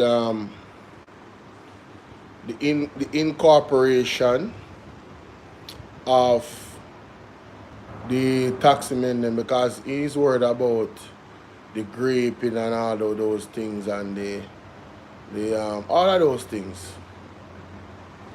You know, the safety of the children. And he say him not like, and he says he doesn't like Darrell Vaz's plan either because the bus them too old. Then if you get some new bus where, you know, up standard and everything for the safety of the children them same way and can manage certain things, right? So in this conversation, there's two sides, well, three sides to it. Some people worrying about the bus them and also the PMP plan.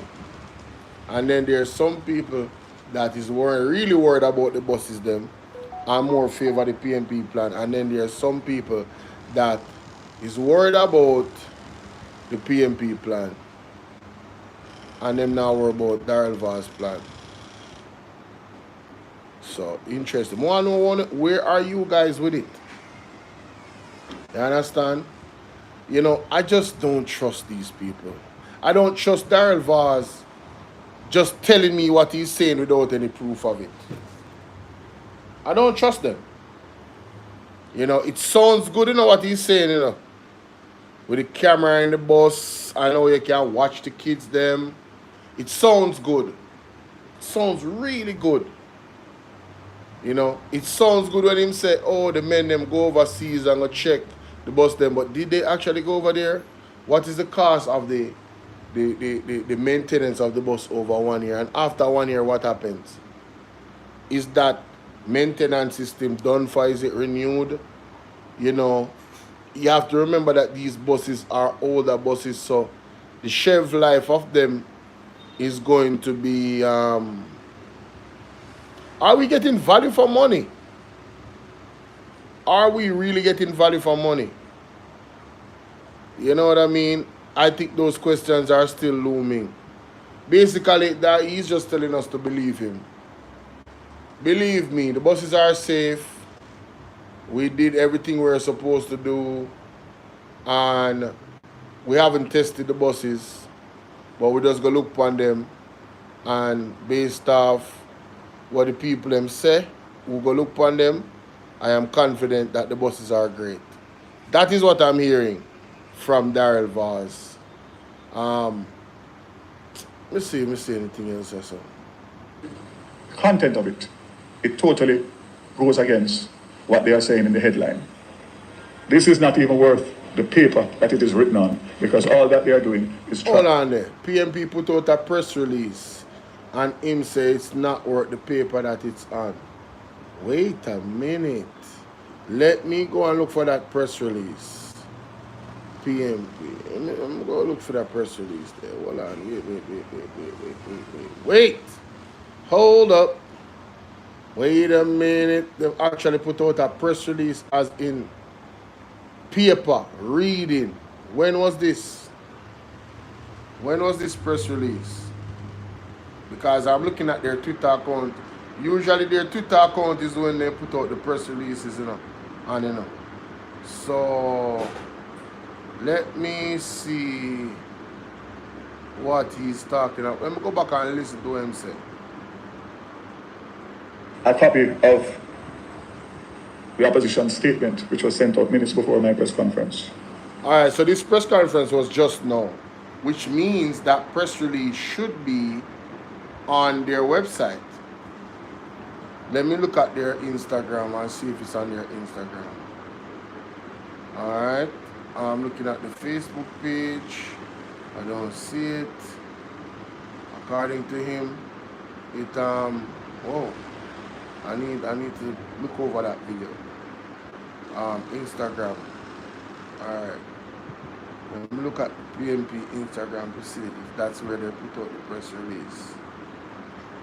Instagram. Moments before. I don't see it. Let me see if it's in their story. No, I don't see it there either. Mark Golden, let me see. If it's on Mark Golden's page. See if it's on Mark Golden's page. No, not on Mark Golden's page. I don't see it in the story. People are probing because them claim to say them have a press release, but I'm not seeing it. That happened. That was put out moments before he went to have his press conference. And I'm looking at the website right now, and the last 5 posts that they have after the bus tour, you have Mr. Floyd Morris, you have Professor Senator, and this gentleman here is speaking about something. Let me play with this man here to say about Nestor Morgan. Listen to this. MP Robert Morgan. The following is a release from the People's National Party Media Unit. This is Dr. R.J. Dixon, MP candidate for North Central Clarendon. I strongly condemn comments made by MP Robert Morgan at a recent JP rally that suggests that PNP billboards should not be put up in the constituency without permission. These remarks have seemingly encouraged his supporters to tear down my posters and boards. This kind of reckless statement only encourages confrontation and lawlessness. It is very unfortunate that this is the kind of politics that the JLP is promoting in North Central Clarendon. Politics that seeks to silence opponents through intimidation and destruction of property. Instead of encouraging the tearing down of election material, Mr. Morgan should address the concerns of the many residents who remain without access to reliable water, proper roads, and basic infrastructure to drive agriculture. The people deserve better representation, leaders who focus on fixing problems, not creating division. All candidates have a constitutional right to freely and peacefully campaign in every part of Jamaica, and no sitting MP has the authority to dictate where political material may be displayed. Our democracy demands respect and tolerance, not tribalism and threats. I urge all law-abiding citizens to reject this divisive politics and stand up for the right of every Jamaican to participate in free and fair elections. I will continue my campaign peacefully and lawfully and hope that the MP will do the same. Visit our website at pnp.org.jm or So check us you out were on general, I Facebook said. at Jamaica. Definitely something that we did want to share. So the poster taking down business I get out and it a continue. Like we hear the Gen second people them. Well, this is kickstarting the penultimate phase of our campaign. We are going around the country with our supporters to show that we are in the ascendancy. Our people are fully energized and mobilized and ready to go, waiting on the Prime Minister to announce the date so that we can form government. What do you hope to achieve? Well, this is an opportunity for us to connect with comrades across the different parishes for us to share our message. So we have different speakers. Each stop, we will have the candidate for the constituency speaking, along with a national speaker on a national issue. Each stop we will have the candidate for the constituency speaking, along with a national speaker speaking about our plans, and also the party leader addressing the crowd. So it will give us an opportunity throughout the course of our travels to hear all our policies and for persons to hear from the leader as well and their local representative. What's the message? The message is time come for a better quality of life. Time come for a better Jamaica. We're not saying that nothing at all is going on, but things can be done in a better way. There has to be a better way. And we're saying to our people, hold strength. It run water like sieve. Right in the middle of the road. We have a sanitary convenience without doors. So when the children and the people pass, they can see everybody or see the men standing, urinating. Nothing happening in this constituency. All of a sudden, we see the lady moving around, patching here and patching there. When the first rain comes, it will be gone because there's no drain cleaning taking place. We have had inside of this constituency, we are looking at our youths. Comrade leader, we had 6 youth centers brought here by Comrade Buck. And all at this time, there is not one youth center left. This is Joanne, I think Joanne Bailey. I think she's running against Juliet Cuthbert. 6 community centers. You know, community centers is important for the development. Even the crime levels is now one community. You know, it's an area where a lot of productive things can happen. Junior Parker, welcome. You know. And for them to have 6 of them in that area, I think it's South Rural St. Andrew, or Rural St. Andrew Constituency. For them to, what smells so? Somebody a burn something, man. For them to, you know, to go about it the way and just all of them are just done. You would think that if the representation is for the people, that those community centers would be bolstered. You would give them more support, but them locked down. You know, because of PMP won. Hey, this type of thing is just nasty, man. Absolutely nasty, man. Listen, I want a real change for Jamaica because these things gotta stop. These things have to stop. Wow. All of them locked down. 150 computers gone. Who is she working for? Joanne Gordon Webley, candidate for West Rural St. Andrew, exactly. It is certainly not for you. It is certainly not the youths. I'm going to end my remarks by saying to you again, my leader, it is a pleasure to have you here. And I know West Rural is going to deliver up this seat, what we said. Time come! Time come! Time come! Thank you. Wanna hear? We didn't have to share that powerful one, then, I tell you. We didn't have to share that. People they can't go watch the rest of that conference of Fran Darrell Vaz, and they can't listen to them for long enough. What is school bus allocation? 22 schools, 5 buses. 17 schools, 8 buses. Hanover, 12 schools, 8 buses. Wow, this sounds interesting. Who am I saying so?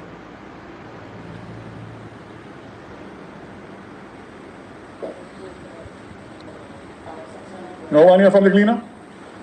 Anybody here from the cleaner? Where is he? Okay, great man.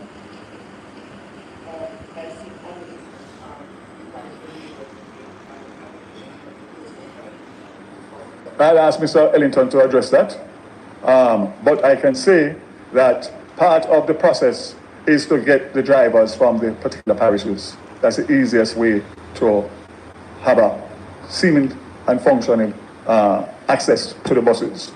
On top of which... So hold on there. So, Mr. Vaz, so you are dependent on getting the drivers from the parishes. So isn't that another safety issue as well? Who is vetting these drivers? What is the vetting process for them? You already have drivers in there, you already have taximen in there.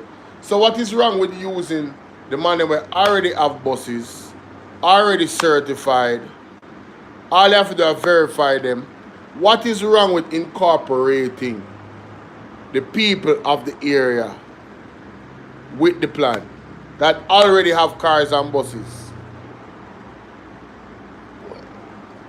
Well, if you do that, then your bestie doesn't get the contract to buy so much bus.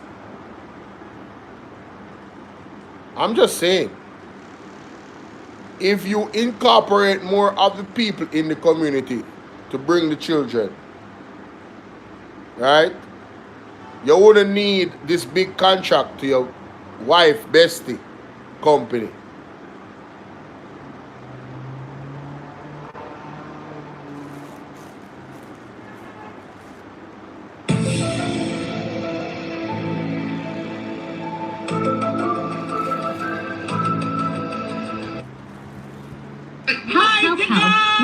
We need your divine intervention.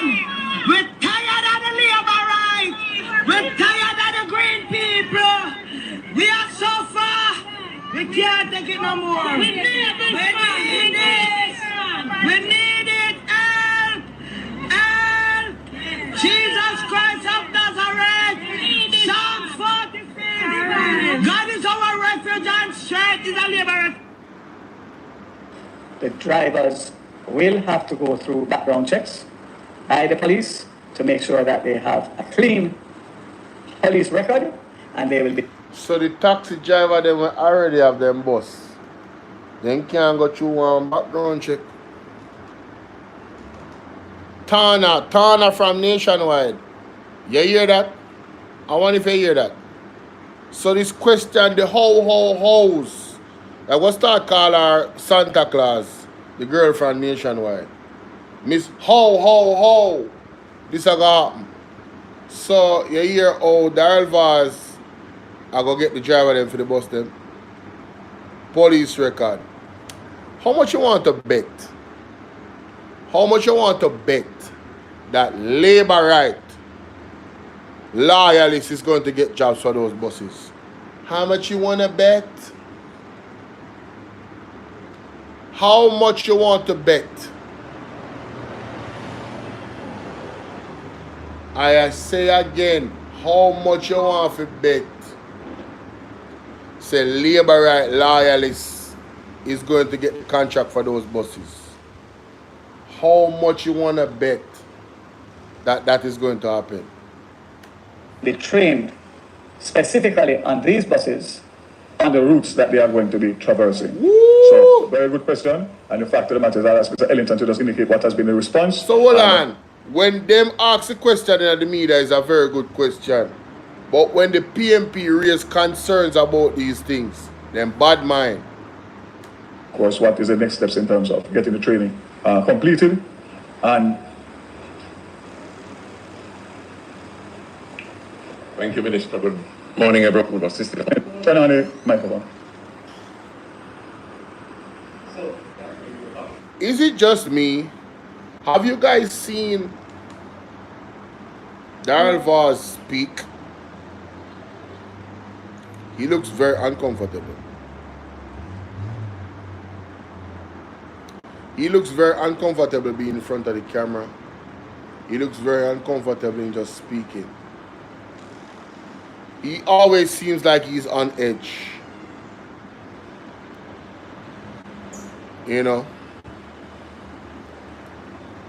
Like, it's as if, to me, he doesn't want to say something wrong. Because, you know, loose lips, dirty mouth. You know, elder would I say you have a potty mouth, you know, a lot of bad words and stuff like that. You know, that's just, I could be wrong. Anywho, let me go to the last thing that I need to go to here. More importantly, ladies and gentlemen, I just wanted to go over that completely and done with. I laid out everything, what he said, what they said, and I just don't trust them personally, but I want to know what you guys think, all right? About the two systems and the pros and the cons and your concerns and everything. The proposal of the PMP. And this is, I don't know why they don't do debates. Why they don't want to debate. Debate is amazing. When you're somebody that is intellectual and intelligent, you're always gonna love debates. Because it challenges you to come with the facts, you know, and put your ideas out there, and where it end up with the people, it end up with the people. But I think they need to do a debate, and people should encourage more debate so we can do some fact checking. You know what I mean? But anyway, let me get to this.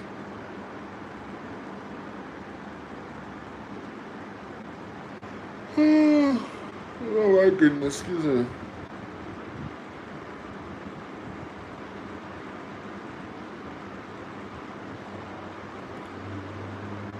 Here is the soulmate I drew for Sarah.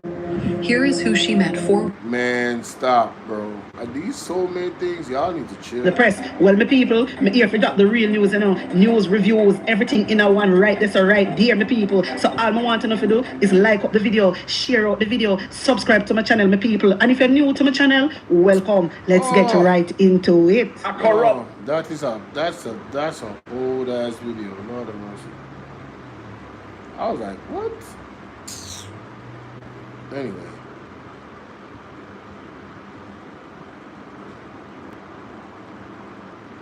Sorry about that. Half of the press, the sittings of the whole. That means that the parliament. We need help, Jesus. Jamaica need help. So parliament are going to dissolve, so we're not going to have no prime minister anymore. The governor general take over. On recess, you understand me? And I see report should come. Them knows that I can never be a role model to our future children. We're not going to allow that. We're not going to allow that. Listen to this. So, when you come out and go on like say, when a bull cow and one bag of something, it just not going to work. Just tell your boss if you call the election. See the know my people, parliament upon recess. Hear them something. Parliament upon recess. You understand me? And I see report should come. Them know that I see report are coming out, but them close parliament early. Parliament has taken its summer recess. Last Friday's sittings of the House and the Senate were the final ones before the legislature's scheduled return in mid-September. You know hear that, Jamaica? Mid-September. And when Parliament will dissolve?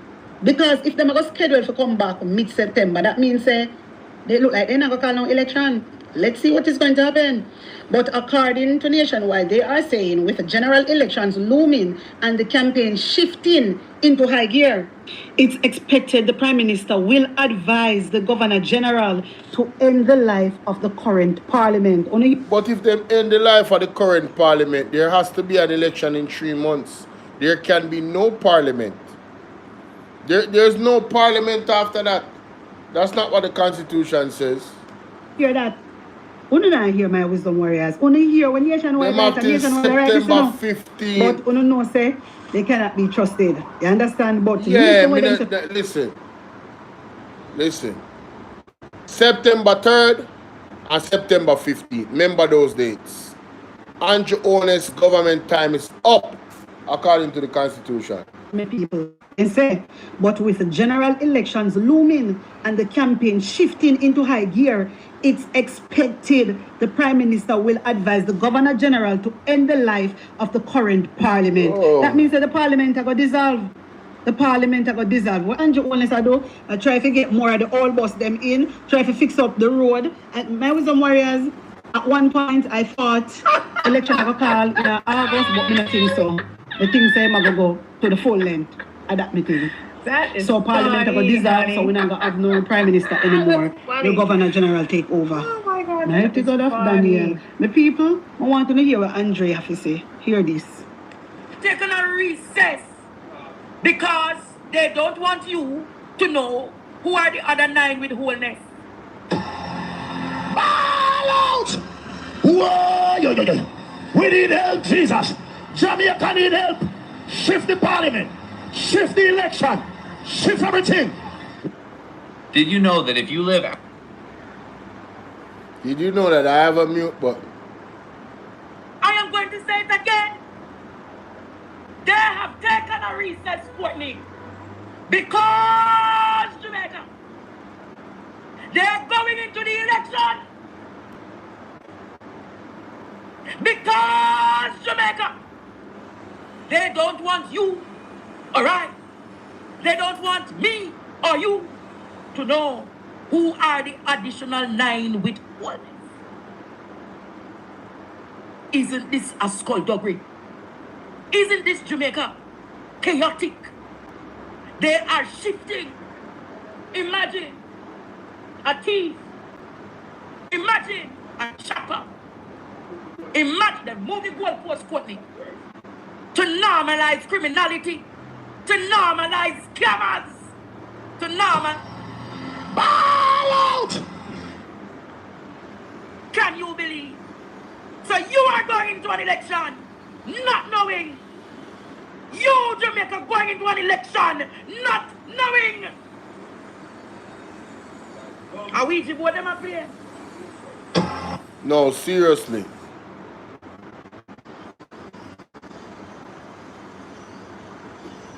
You know, we talk about bus plan and all that. You know, the bottom line about this government, guys, they cannot be trusted. They cannot be trusted. That is the bottom line about this government. To do things like this. No transparency. They haven't released the Crow report. They haven't released none of these reports. The SSL, like, attacking the Auditor General, removing her from the Integrity Commission, putting his friend or his associate at the FID, like, no, sir. No, sir. No, sir. No, sir. Ball out! No, sir. Recess government. No, Time out government. Lockdown government. Take control government. Jamaica, they have taken a recess. No more Parliament. You will not know what is in the Integrity Commission report until September.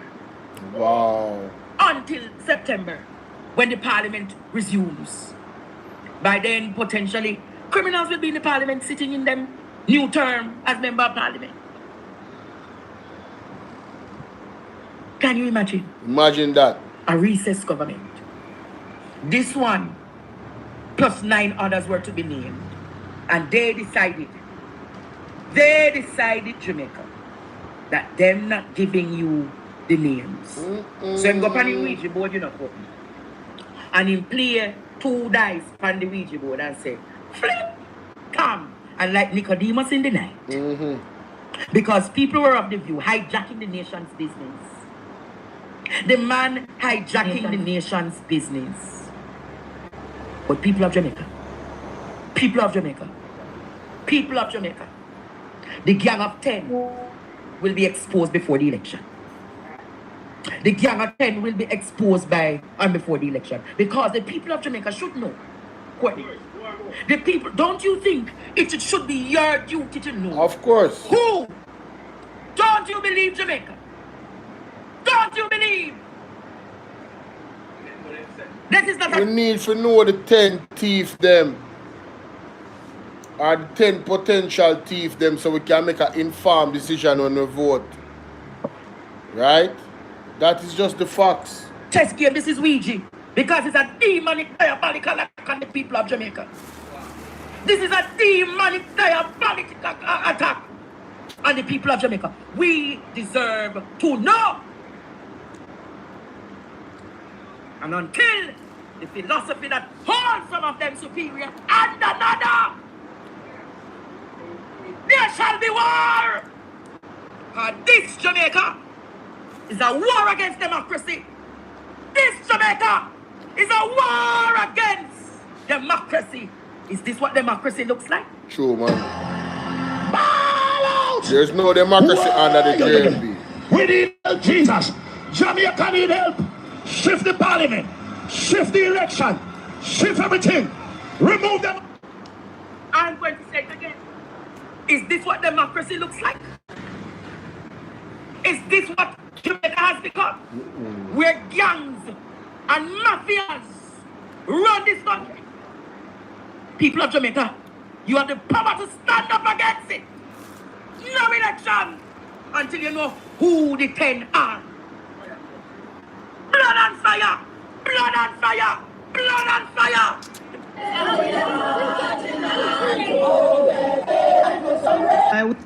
Let's face it. Whoa. I saw Andre thing they turn up last night. No, sir. People, last night I was unwinding. I was playing music on my phone, on my laptop. You want to see a boy like me a DJ? Cause me have a little soundboard, you know. Everybody! I beer things me I go on with it and all the vibes last night. You know what I gonna do? I gonna start a new channel where I just play music alone sometimes. Anytime I play music, what is that? What? Your hamstrung. Oh, you want me to whip it? Yes, so. Oh, you want me to butter this? Yeah, man, alright.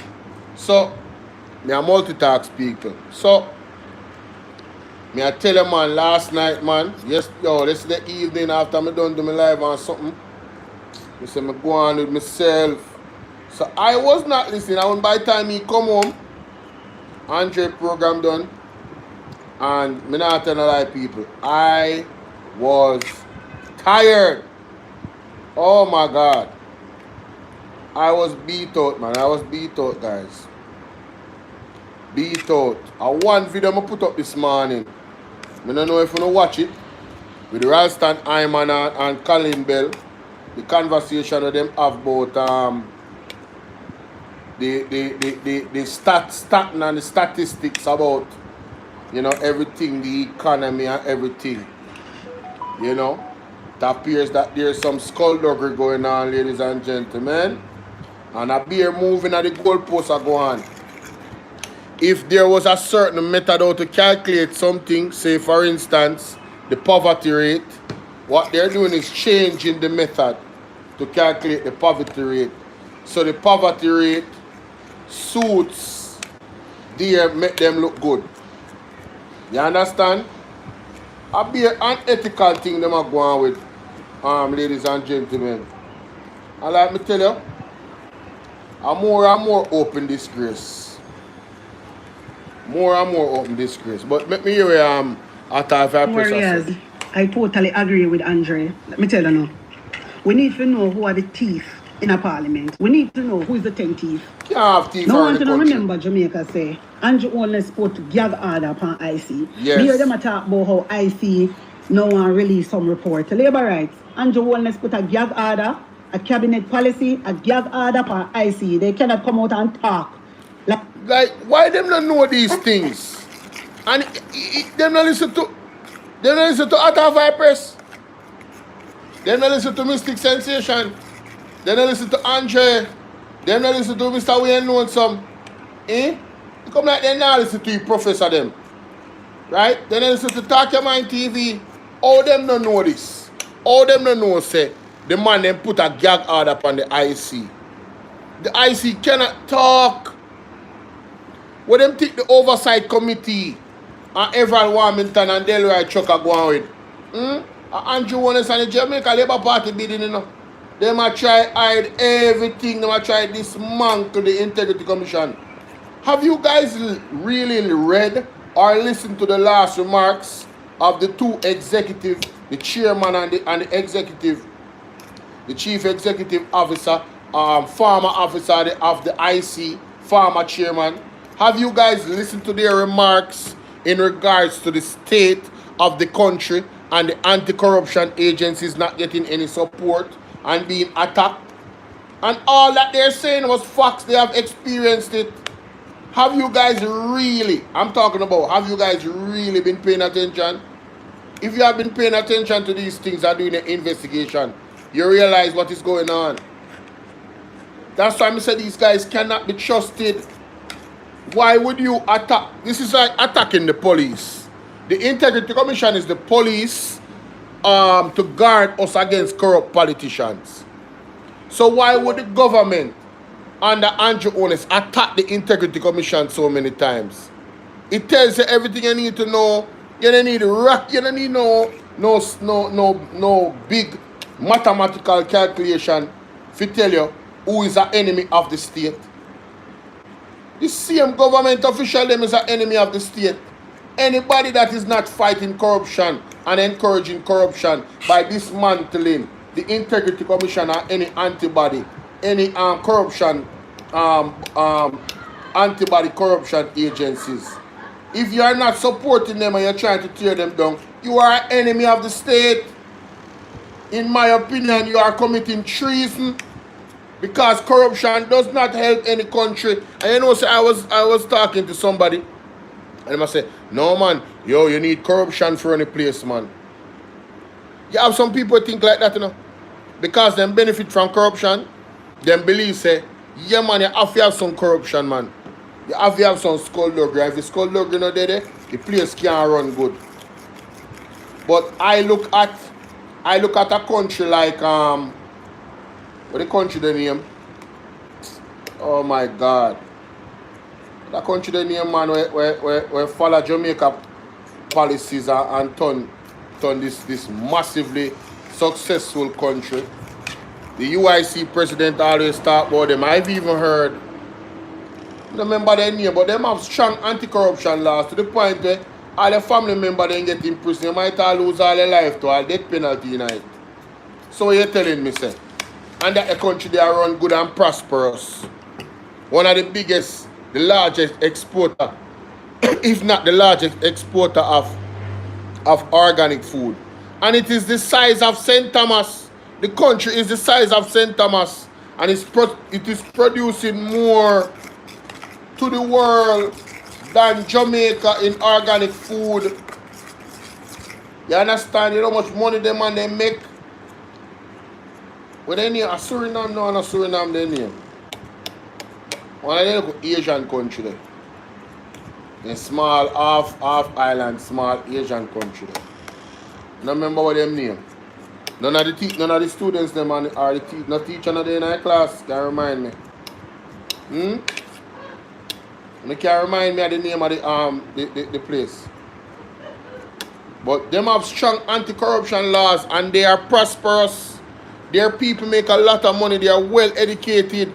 Them have to import people to do smaller jobs. So corruption is not the order of the day. That is a lie from the pits of hell. That you need corruption to run a country good. Or for country function and the economy grow. It is a lie from the pits of hell. You understand? God is the only entity that can be at the center of prosperity. I must say that again. God is the only entity that can be at the center of prosperity. And if you don't have God, right, then it's not prosperity. It's a curse. Because what comes with corruption? Crime, violence, youths and women and children being raped, people being abducted, what they call it human trafficking. When they say human trafficking turn up in Jamaica, and them say, son, I mean, the same commissioner of police come talk about that. You understand? Yes. So what you say? What you say to me? How is it corruption? So as long as your life is good, You know worry about the rest of Jamaica. A lot of you are not patriots, you know. A lot of you are selfish. I want to know yourself. I'm not afraid to call you out in on the face neither. But me soon know. He wants them when me know. You know, it's selfish. You guys are selfish. Very, very selfish. You don't care about nothing but you. Some of them not even care about your own family. Yo, where you say one pipe bomb was found? Then Like how we not come all out news that. You mean they find more? Remember, so they find pipe bomb on the Saturday. Remember, I go play one. I go play this because it come like and you see, it come like you don't remember say the gen sec they say it. You know, hold on there.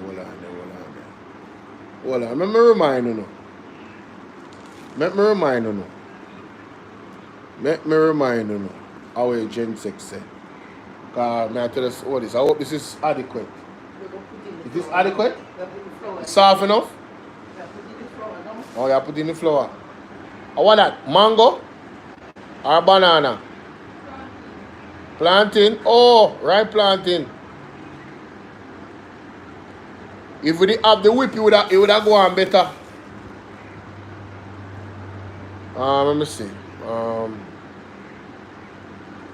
see. Yes, I believe this is it. And I want you to listen to me, comrades. I know the microphone is so wonderful. Everything that goes down, we have You need to sort out that thing because it's not your leader and a darkness in the microphone now work right here. So Mr. Engineer, sort out the thing. When I play that game, I sort out the thing. Yo, the brethren who are in that car, you know why you're nothing from the car. Nothing.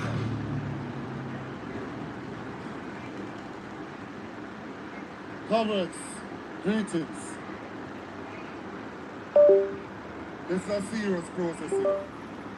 We are running to the government of a country. It's too low, man. We'll use other song. And we are here to deal with the people's business. We're here to ensure that children can have a better future. We're here to ensure that these people have a proper reason to vote.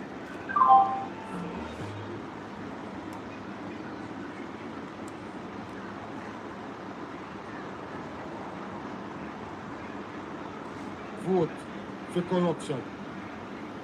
We are not here to tell you to cover up your eye and vote for non-performers.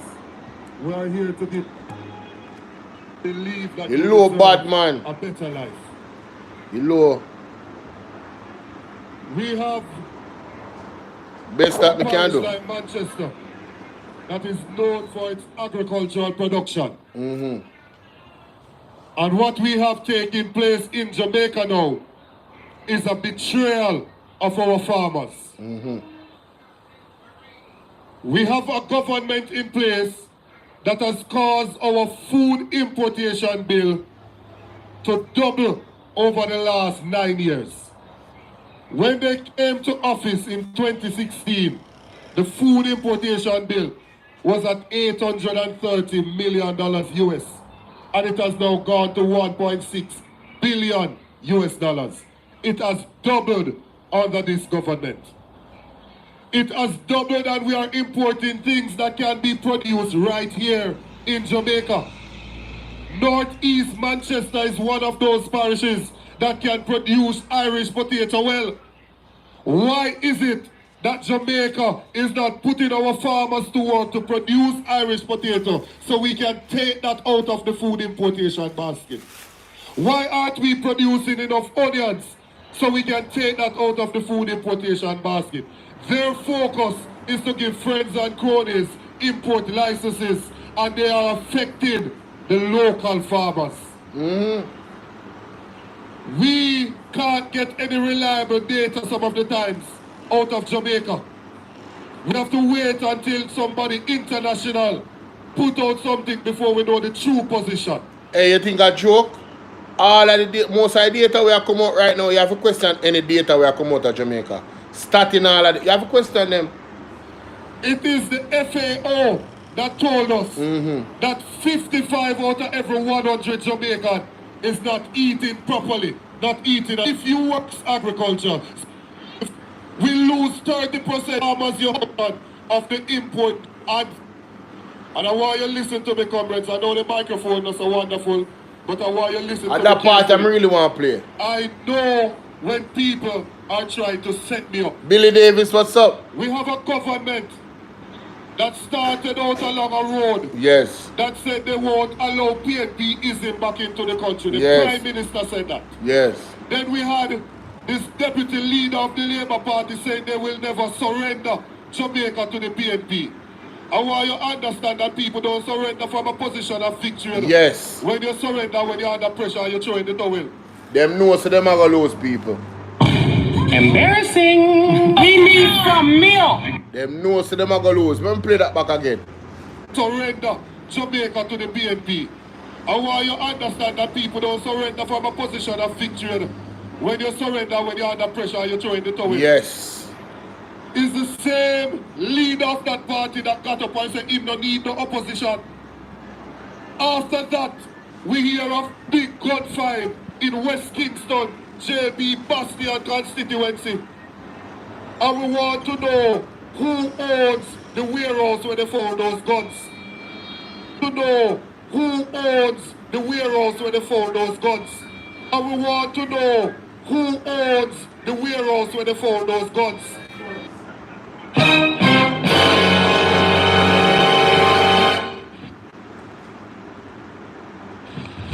Emotional damage. People, listen to what the Genseka say. Is the same leader of that party that got up and said he don't need no opposition. After that, we hear of big gunfight in West Kingston, JB Bastion constituency. And we want to know who owns the warehouse where they found those guns. After that now, they want to turn the words of a song about blood and fire, which is the theme song of the Salvation Army, that speaks about the blood of Jesus and the fire of the Holy Spirit. They want to twist that to suggest that we need violence. Yes. I go on the microphone and say, if they are behaving like that, at the next election we need to get rid of them. They said that is somehow violence. What they are attempting to do is to set us up. Yes. And I want you, comrades, as you move around, cars right through the middle of the meeting, waving their green flag and ringing their bell because they're trying to antagonize the people. Yes. Regardless of what they do up there, comrades, we come in peace. This is Jamaica land we love, and with our child labor right to mash it up, we are restoring dignity to governance in this country. You hear that? So, I am glad the GenSec said this on a public platform, because I have been asking the questions and other vloggers have been asking as well. Other journalists, independent journalists. Who did those guns go to? Why has their name not been released to the public? Is there an arrest? Who was arrested? What is the investigation? Where are we at with the investigation? And you know, this is the old, as I said, this is the DNA of the Jamaica Labour Party historically, with the show pass and everything. And the only reason why, personally, my fear, let me just say this, my fear is reserved for God. Clarice Bradshaw, big up. My fear is reserved for God. That is the only direction. My fear of tunnel vision right now. My fear of tunnel vision towards God. You know, hear Bob Marley say, fear not what they can do. What is it? He said, how long shall they kill our prophets while we stand aside and look? Have no fear for atomic energy, because none of them can stop the time. So all these pipe bombs and these guns that is being, this particular one that was found in a top JLP constituents, given his history in the streets based off of what people say. His hearsay history, the hearsay history of that MP is not good. Just like the hearsay history of Babsy is not good. Yes.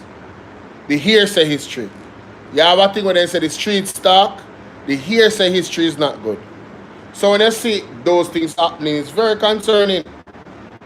You understand? I'm love how the PMP move when they have them rallies. A crazy amount of police that they are working on. You see all the bus tour? Hey, police for days. A big undercover police there all over the place. You know, if you're not really pay attention to them, they're not really system. Some of them in a uniform, some of them not in a uniform. You understand? So, it's a very real threat from the Jamaica Labour Party. And like the man said, comrades don't contribute to the destruction of Jamaica. Leave that up to solely the JLP because that's what they're good for. Don't make them antagonize into wrath. When you go on the yard, when you pray on the fast, when you read on the Psalms and read on the Proverbs. And you found the very verse by which proverb you read, you know. Yeah, man, call upon the angel to draw the sword for you. You don't draw no sword. You got to send him angels to come and draw the sword for you. You don't draw any sword. You understand? Oh, remember the prophetic utterance of Pastor Mark Stewart. You know, me need to find back that video there. I want him to post a video of it. He went to an area and some people was upset about him being in the area. Apparently some criminals come, you know, do them thing. And the man warned them before he left saying, you know, any attempt to violate, them are going in a body bag. You know, so those criminals crashed, ladies and gentlemen, and died. And they were to do nefarious things in that same area where Mark Stewart did go. Mummy, remember? You can find back the audio there, or that video there. We did do a reaction to it. No, man. In one way, I talk to the other lady where they are one ex-church, one ex-pastor. And when the you remember, man, on the street meeting where they go on, man, at the place, man, and they never like it, and gunman come on and crash and tell them so they go dead. Yeah, they did do a live. Me did do a live, man, don't. Me need to find back that live there. I need to find back that live. Mark Stewart, prophetic words, so they are going to be found in body bags if them attempt anything. And the man them crash and dead. It's like we see God a move and we go on like say we don't know see God a move. You know? People don't recognize when God a move, you know? Yeah, man, don't recognize when God a move, man. And give God the glory. Nobody no shoot the gunman them, you know? The man them crash and dead. Who could it be but God? And I church them a come attack. Because they don't want them to do them thing there, so. You understand? Because you know them burn out the politician them. Mark Stewart burn them out. Him no ramp to burn them out.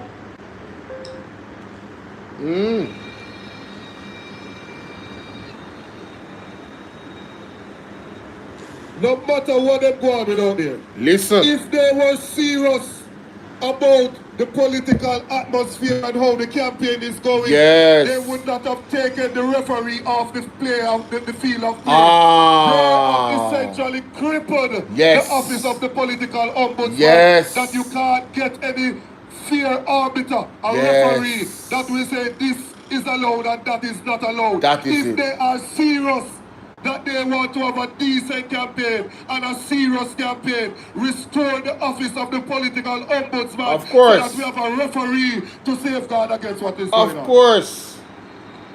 tell you that I said that long time. Hey, you know, see, last year, first time I knew what the role was for the political ombudsman. And yo, I have so many videos that I have to play back. I have some work to do. I have to go and dig them up. There's some live streams that I did last year. I was asking some serious questions because all of it was new to me. I said, wait a minute. What is the political ombudsman? What does the political ombudsman do? What's the political ombudsman role? Gary Phillips, big up. Welcome everybody. Please hit the like button. So I was wondering, what was its role? Because they said they were going to remove the political ombudsman. Ladies and gentlemen, when I found out what the role was of the political ombudsman, my jaw almost dropped off my face. I said to myself, and the people that was watching, why would the Jamaica Labour Party, or any government for that matter, remove the political ombudsman, understanding that the role of the political ombudsman in its independent form is to, as he said, be the political referee, to make sure that things that happened in 1980, where a lot of comrades and a lot of Jamaicans were unalive because of political violence, that's, you know, these are the things why I look at the Jamaica Labour Party with a side eye. Some of the moves them where they make no benefit to Jamaican people. Why would you want to have a 1980 repeat? Or even the potential of it? The political ombudsman has operated very, very well in her role all these years. And has maintained the peace between the political two sides, the JLP and the PMP supporters, and even the MPs, because she holds them accountable. And that's the other thing. This government hates accountability. This government gives us the impression based on their action that they want to do whatever they want to do and not be questioned, and not be stopped, and not be challenged. Even when they're doing something wrong, they never want to be challenged. Because even if you're doing something right in a democracy, that's why it's called a democracy, you will be challenged. And challenge is good because iron sharpens iron. If you approach it the right way, it helps the country to grow. All right, so you have these ideas. And this is why debates are good, are great. Yes, this sounds like a good idea in a Bolo. But you know, I would add on this because here why. And you can come with a counter argument. And based off the arguments, we say, all right, we are going to work with this.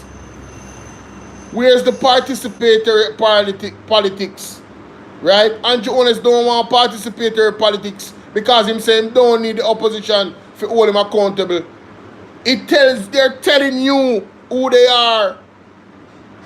They are draconian, dictator-like government. It is their DNA. It is their philosophy. They are bullies. They are not for the people of Jamaica. They are for their people. Whoever voted for them, not us, the Jamaican people. Right? And this is why it's alleged some of these indigent houses are being given to certain people. No matter what constituency they are in. And you see the allegations that came out about Dalrymple. Well, it's a voice note, it's not even an allegation. So she give. It appeared on the voice note that Dalrymple was talking her business, saying she give this girl when she argue with a relief for the poor house. And she already own a house. The fact of the matter is, it's a relief for the poor house. It's for the poor. But because the lady is a JLP loyalist and worker in a them thing, in a them system, she benefited her. You know much crosses and corruption is the government have under them belt. Things that come out of them own mouth. Open disgrace. Oh, nobody not talking about that. Oh, Nationwide never pick up the Nationwide pick up the Dalrymple story, the voice note that came out. Did Dalrymple ever even address that story? It just came back to me. Things come back to me from time to time. Dre Bryan, I believe, broke that story on TikTok. Big up Dre Bryan. Doing marvelous journalistic work. You understand? Talk to me. Talk to me. This is an open disgrace. This is a skullduggery that happens under the Jamaica Labour Party. And if it's happening on the PMP, it's gotta stop, baby. One Marky G. When the right time comes, they're going to charge for corruption. Because Mark Golden is not standing for it. We cannot continue this way. Look at the state of the country. The definition of madness is doing the same thing over and over again and expecting a unique or different result. You don't see there are mad people around the country. You don't see that. They are not qualified. Them talk a good game when them are coming to power. And they have proven themselves to be who they are. They are who they are. Philip, you think some don't know say people must suffer? Bridget, let me tell you something. I have my own challenges. I live here. You understand? And glory be to God. God has blessed me in the position that I am. And even in that position, I still have real challenges. Now come on the internet and talk my business. To an extent, you know. But I have real challenges. The cost of living is immensely high. Immensely high.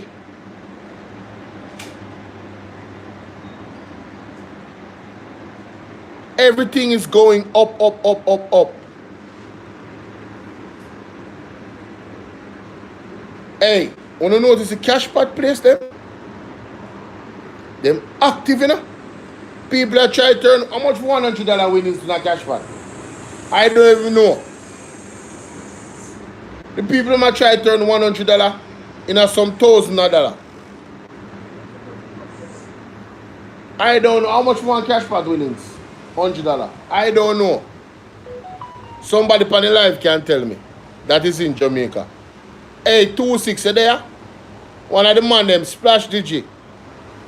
Right? How much when you win $100 in a cash pot? How much you win? The people them they at the cash pot place them every day. How much time are they cash pot run? Or 5 or 6 times now? 8, 10, 30, 1 o'clock, 3, 5, 7. Oh, wait a minute. 6 times? A 6 time? 8:30, 10, 1 o'clock, 3 o'clock, 5 o'clock, 8. Yeah. 6 times a day. What me say them a do? Them a try to multiply the little money with them have. Tell me I tell you that. Hey, I have some ignorant people that go tell me about man no want work. What does it make sense you're working a wage that cannot pay your bills them? Can't feed you. All the wage does is get you to work and come back. Tell me the sense of that. And if you're going to come back, what are you going to come back to? You need to pay your rent, right? So if it's not balancing you paying your rent, what? You better you get creative, bro. You better you get creative. And I can tell you this. I can tell you this. You see the hustler them in the street? The one that when now do nothing nefarious. They must sell them bag juice, they must sell them this and they must make one cart and something and do them thing. Some of them have some little mobile, cause I used to be, you know, you have some little mobile container where you put your stuff them in and you got the party them. And you sell a cigarette them and stuff. Remember me tell you, You see when the country are run good and the people them have money, you see them people there. Those are the people you go to find out if things are right. If you want to know if the country is prospering, check the man them we are hustling at the street and ask them how the money are coming in. You see if the money now coming in good, the country now run good. You hear what I said? Because the potential with them the man they have to make in the street, in a normal. So you see when the money down, in a normal, that is a big signal that the people them not have the money to spend. The people them not have the money to spend. Just check the hustler them. Them can tell if the country run good. And the hustler they know me I talk about. A whole, and when I say hustler I mean entrepreneurs. Right? And we have to make the streets them safer for them too. For people them are working, the jerk man them, everybody. You understand? They make crazy money more while. Right? They look at $15,000, $16,000 a week. Where them a talk about say a minimum wage and a praise. Them the same man there in the street and make that in a one night. You understand? They make that in a one night. And them man they work 7 days a week. Me now say them make $15,000 every night. Sometimes they make more. Sometimes they make less. Sometimes you have a slow day, so you go. Sharon Wagwan, Robert, big up, Celine, big up. In order to grow, the JLP has to go. That is the tagline. Yeah, bogus polls and statistics, Robert. We don't believe them lie there. And now the Airbnb, the attack on the Airbnb them. At least them suspend that debate there. That table in there. I have to give them credit for that. Them suspend it. When come under immense pressure from Julian Robinson and Mark Golding still, they were very adamant. They were very adamant about it. You understand what I say? Thanks. No, sir. Today, man.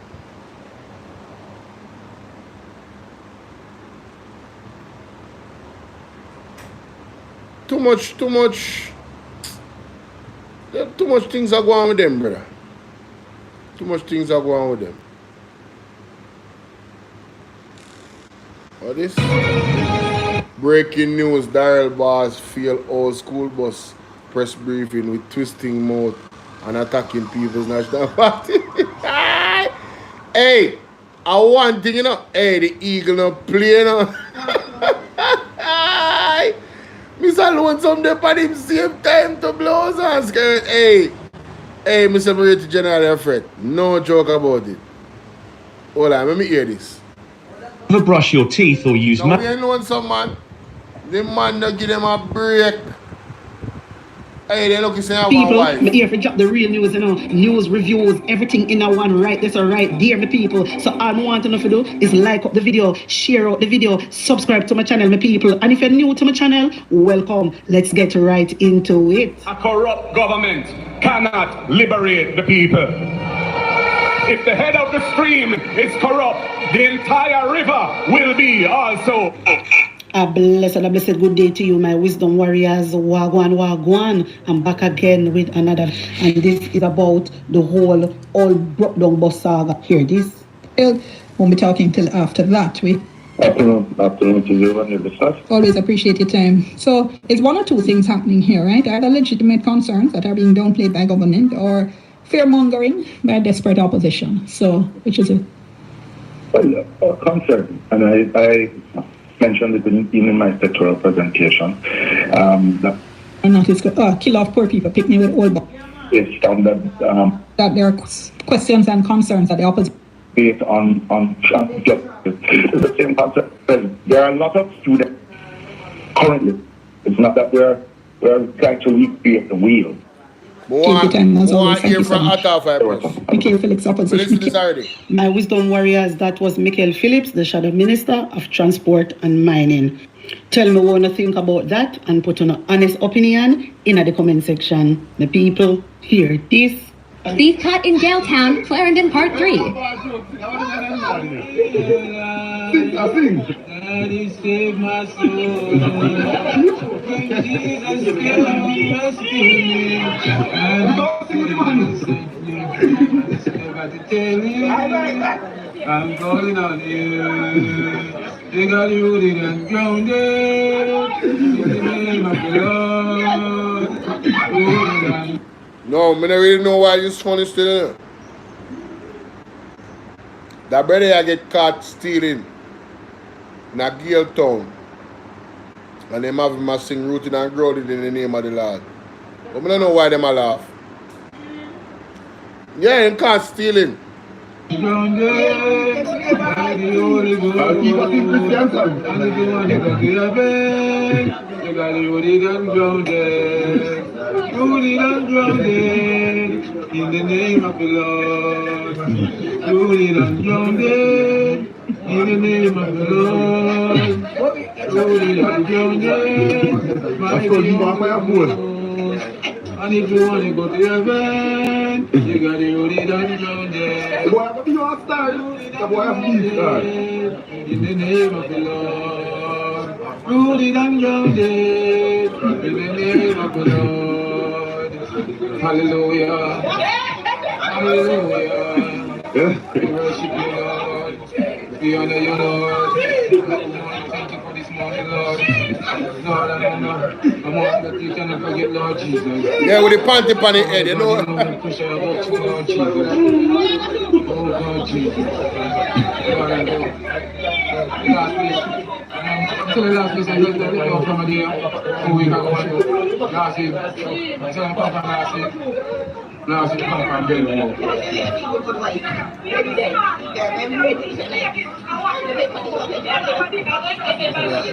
My wisdom warriors, I guarantee you, one thing the labor right them learn, and I go learn from Andrew Holness, yeah, is how to thief. And that's all Andrew Holness have. The man did have one green shirt to write it. No, sir, it's not safe. It's not safe.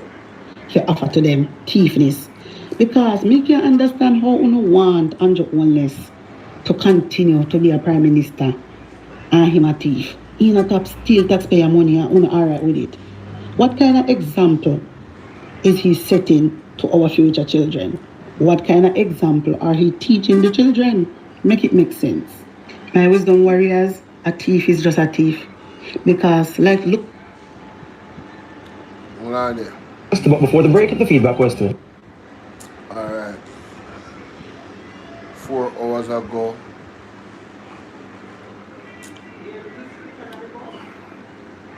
So what the news clip I'm going to see a while ago? Oh, let me hear this. U.S. taxes and remittances. Interesting. 4 major signs. Let me hear this. To the name news, you know? So Jamaicans in the United States sending money to their relatives here will soon have to pay a 1% excise tax on such transactions. Economist Keenan Faulkner breaks down the impact of this new policy. Good morning, friend. Welcome to Spot. How are you? I'm well. Morning to you both. The people them overseas, you hear that? Tax and remittances. Lord have mercy. Excise tax. What does that mean? It's just, a tax, any kind of tax. Remittances had not been previously taxed, but now, as you said, it's 1%. And the effect that would have is just that for every 1% tax that is added, when they don't do the analysis, they say that up to 2% could be, persons will choose not to send it. So it costs around 20 million, every year, US government will get 20 million US from us. But it could cause persons in the United States to send us 40 million US less, which is about 6.5 billion Jamaicans. I was saying to Sim this morning, so if I used to send 100, now I'm going to send 101. That doesn't seem like it's a whole lot.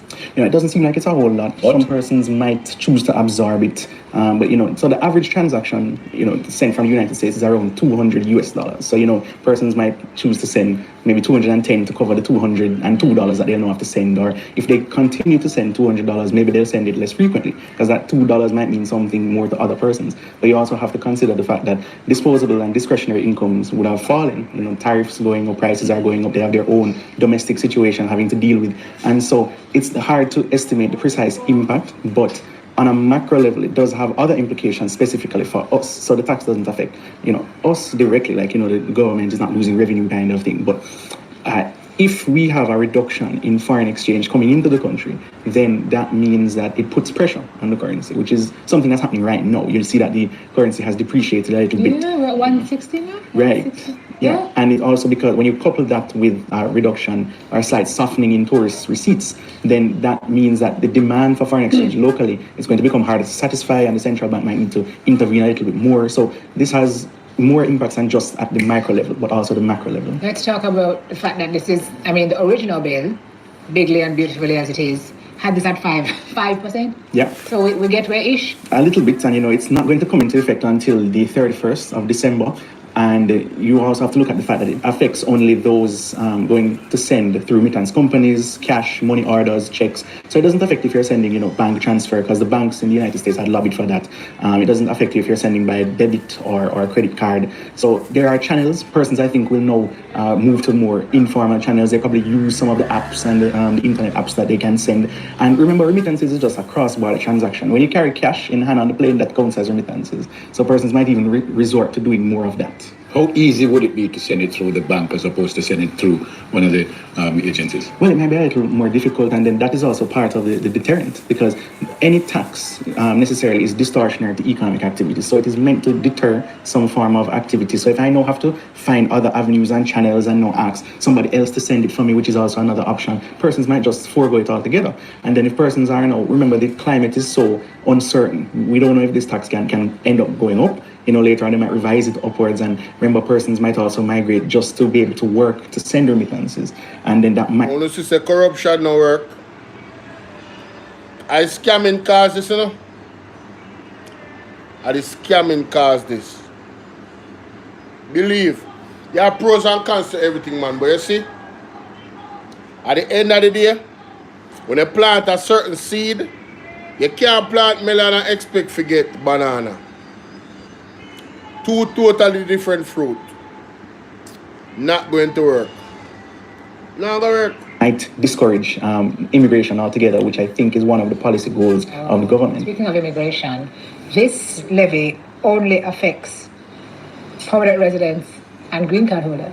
Mm-hmm. Citizens sending money to relatives in Jamaica are not subject to this new tax. What do you make of that? Right, so they are not affected, but they'll have to verify that they are citizens. So previously, I don't think you needed to do that. So that's just another layer in the whole, bureaucratic apparatus. They're just making it harder to send it. Now, amongst all the countries that this has affected, Mexico particularly is hit very hard. They're going to lose maybe around 1.5 billion. We are losing maybe around 20 million. They're losing 1.5 billion. But I think it's around. Damn! When you hear that? The tax on remittances. Mighty God! How so much money Mexico gonna lose? Because most of the people that is there is illegals. So illegals. So because they can't verify them citizenship. I remember saying, Mexico people going to America in a drones, Right? Really and truly, them shouldn't be illegals because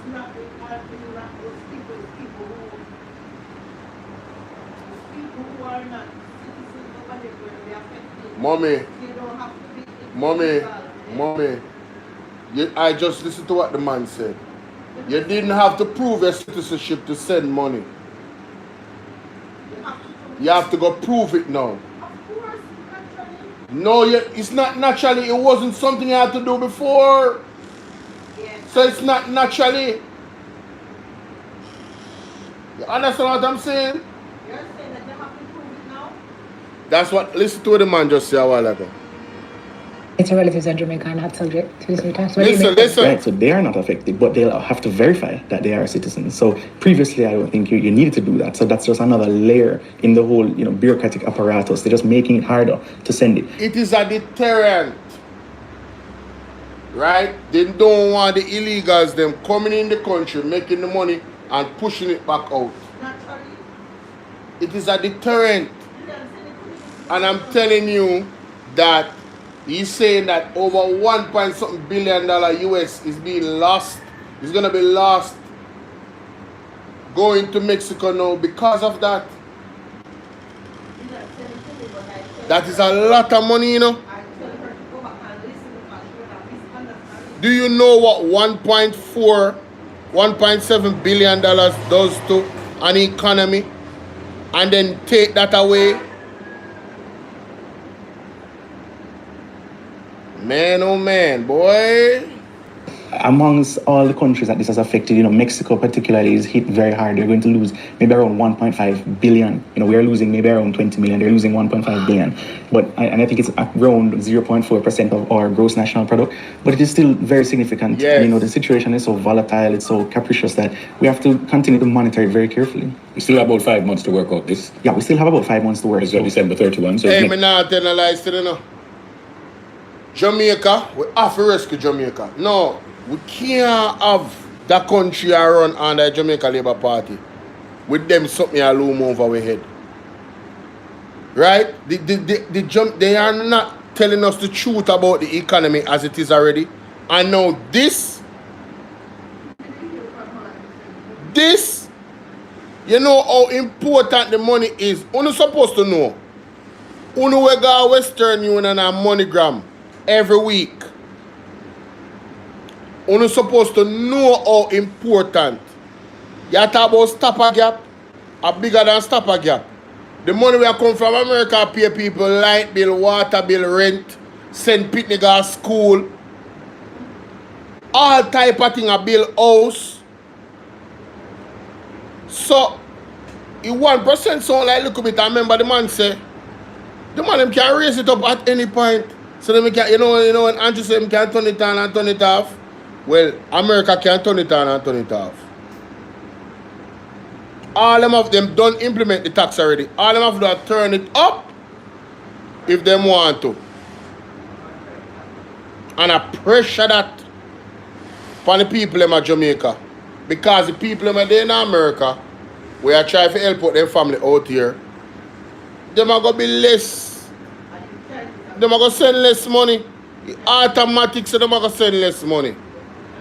Automatic. Give me 7 minutes. You understand? This is bad, ladies and gentlemen. This is bad. Alright, let me hear what that brother have to say. Back to Primetime News, a special welcome to folks on OneSpotMedia.com. Up first this evening, benefits will be curtailed. More reactions this evening to the 1% excise tax on remittances sent to Jamaica and other countries from the US. At least one expert in the diaspora argues other aspects of President Trump's so-called Big Beautiful Bill will lead to more fallout for Jamaicans. The new 1% tax in the Big Beautiful Bill was passed by the US Congress and signed into law by President Donald Trump on Friday. Yo, I gotta, see Trump, you a troll, bro. Trump is a troll. Why is it called funny, honey? Why is it called the Big Beautiful Bill? Funny. Who came up with that? Oh my God, that is funny. Who came up? Who is this? Who is this accused of raping somebody? Who is this? Mr. Ryan Lecky? Him a apartheid force or something?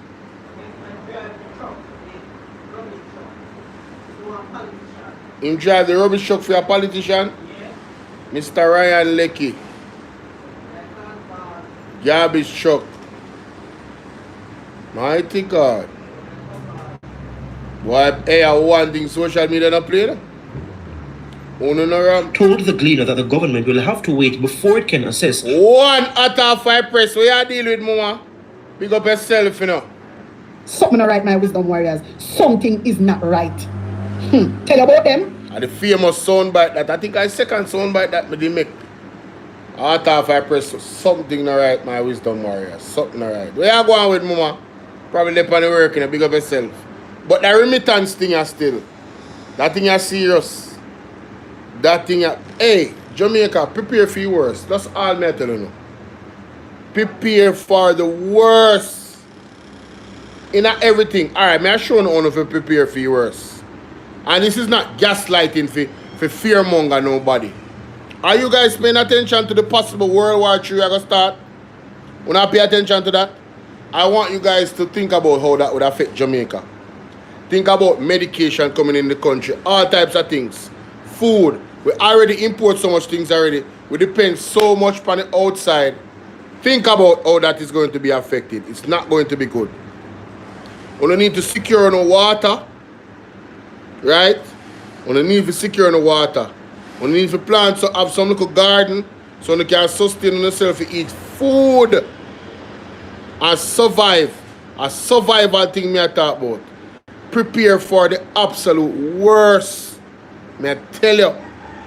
Them remittance tax up here. This is just one other part of it, one next thing. One next icing on the cake. This is dangerous. This is dangerous. You feel me I say? Remittance important to make Jamaica move. A whole heap of people depend on them people them overseas.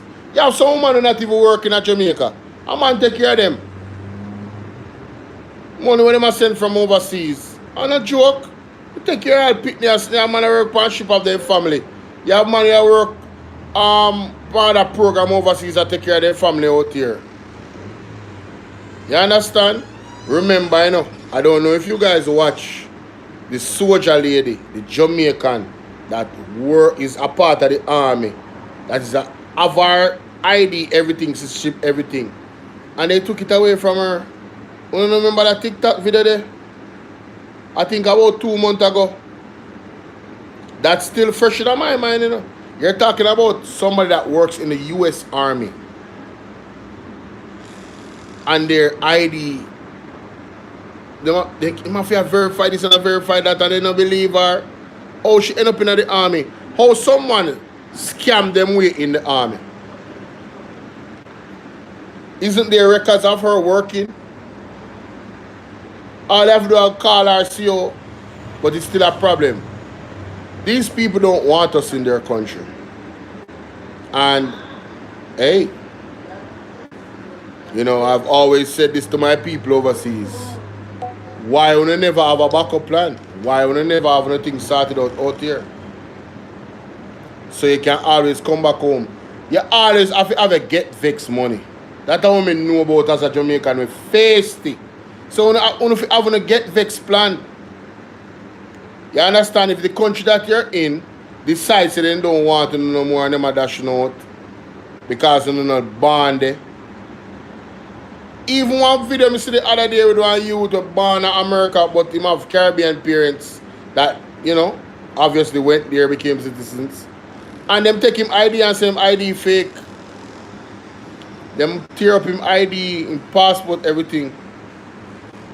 Yeah. So the thing real, they don't want us in their country.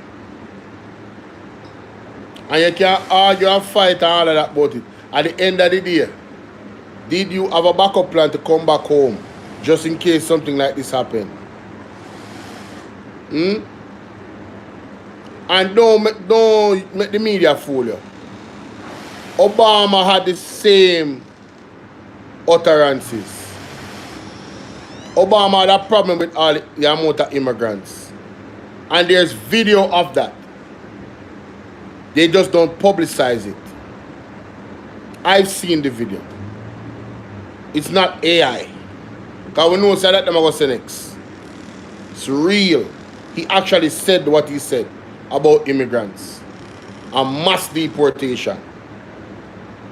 Right? I'm telling you already, you know, two sides of the spectrum. Impact, the 1%. But are really the same kind, you know. Or who are the lesser evil? You know what I mean? it could have on the local economy. But for Managing Director of the Caribbean Immigrant Services, Erwin Clear, it will have a massive impact locally. In fact, on both sides, because when you tax a remit in this situation from persons' hard-earned monies, it's coming from somewhere. And considering you mentioned the big, beautiful bill, there are other factors in the big, beautiful bills that will impact many Caribbean nationals as relates to healthcare, as relates to some of the benefits that would now be curtailed. He says given the removal of other U.S. government benefits, the impact on countries like Jamaica will be significant. Medicare, Medicaid, many people will be cut from that. Many people will be cut from SNAP, which is a supplemental nutrition program. Many people will be cut from certain benefits that normally have gone to seniors, and in some cases for children. So families don't have to put out more. When you start doing that, then it limits the amount of discretionary income you have, like in this case, a remittance. Jamaica currently receives $3.3 to $3.5 billion in remittances annually, the majority of which comes from Jamaicans in the United States. Remittances currently account for 17 to 20% of Jamaica's gross domestic product GDP. Mr. Clare is also concerned about the possible use of remittance services to target undocumented immigrants. It has been floated before, and that is, will the process be changed as it relates to how and who can send a remittance? In other words, it is argued well that many undocumented immigrants remit monies.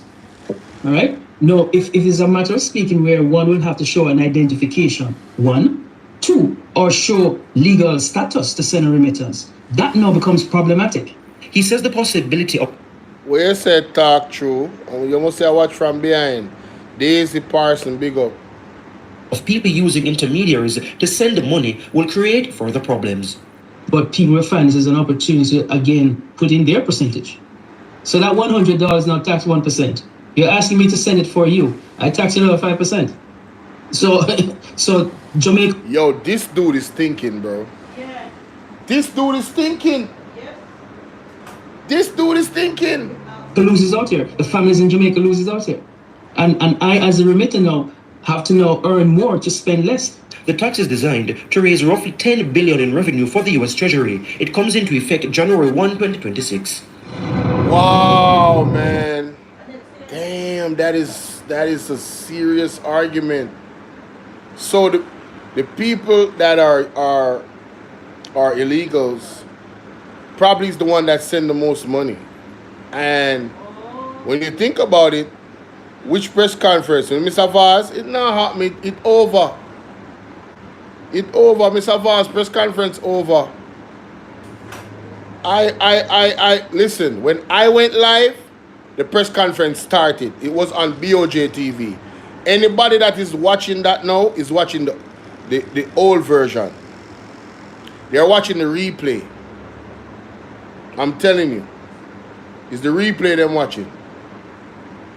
You know what I mean? They might be talking about it, but I already went over that. I went over a significant portion of his live stream on this live. Literally, when I started my live and I looked on YouTube, I saw BOJ go live and I saw a press conference with Vaz. Same time. And this live has gone now 2 hours. Lord have mercy. I'm talking about 2 hours. This is like 3 hours. I started 11:30. Yeah. Yeah, I started 11:30. 3 6 is 18. So I've been here 3 hours and 20 minutes. Literally. So that press conference been gone, bro. But what this man is saying right here, very interesting. And that's facts what he's saying. Yes, there's the 1%. There's the 1%, you know, from the government. But the persons that want their money to be sent to families by persons that have an ID, they are going to charge you. They are going to charge you. So that, and more than likely, it's not going to be 1%. So more money is going to come out of your pocket just to send money out. So you have to go work twice as hard, or 3 times or 5 times as hard to make the same amount of money,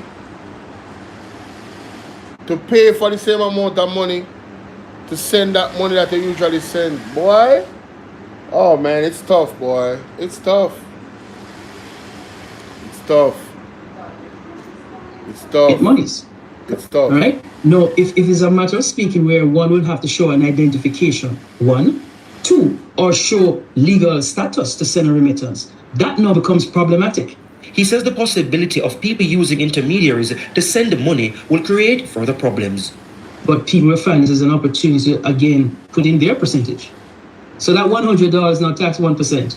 You're asking me to send it for you. I tax another 5%. So... And then there's another thing that I'm looking at, right? It's not just that. It's not just that person is going to tax that person. Because some people might not want to do it. Because they're going to ask them a lot of questions like, how are you related to this person? You know, then probably I go even, yeah, it going to be a problem. Oh, ladies and gentlemen, this tax remittance, this big beautiful bill is a big beautiful disaster for the Caribbean islands, including Jamaica. 17%. Remittances cover 17% of our GDP. 17% is not a small number, you know? It is not a small number. Wow. Damn, this is bad, bro.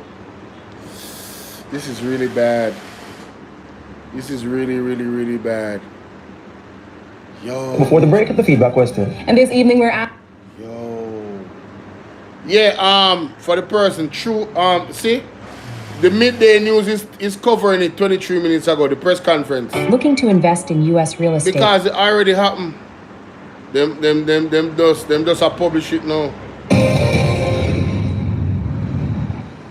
Good afternoon and welcome to the Midday News. Here's what we have in the bulletin.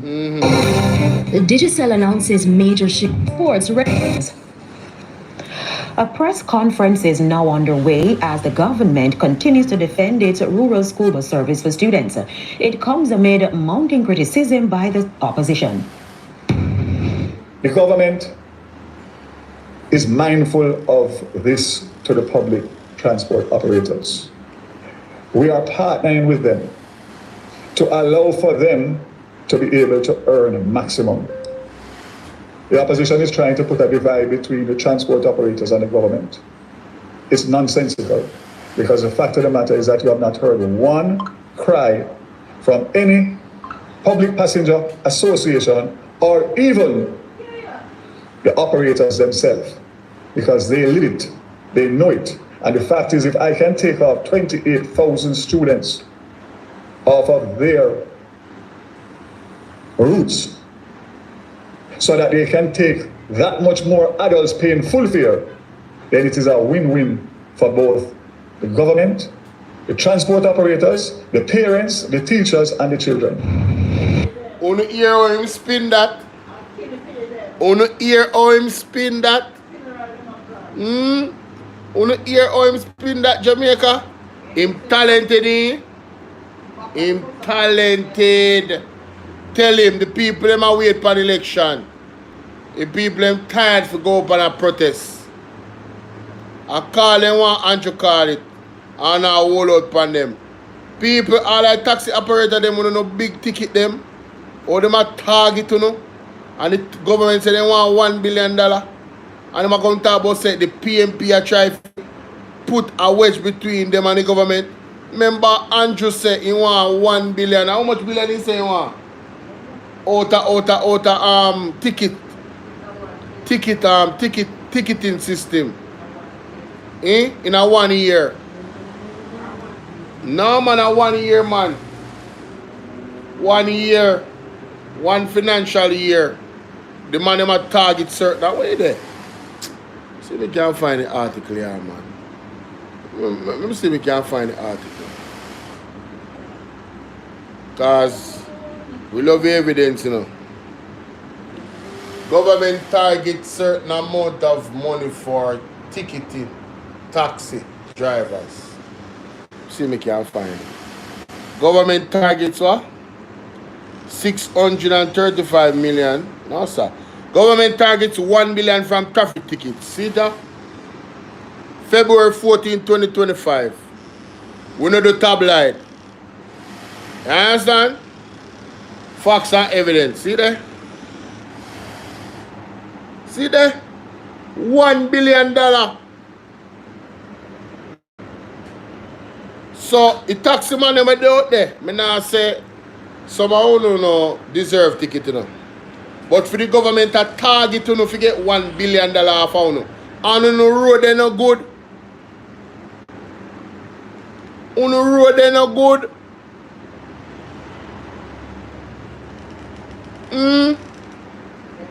Talk to me now, man. You want a wicked government than this?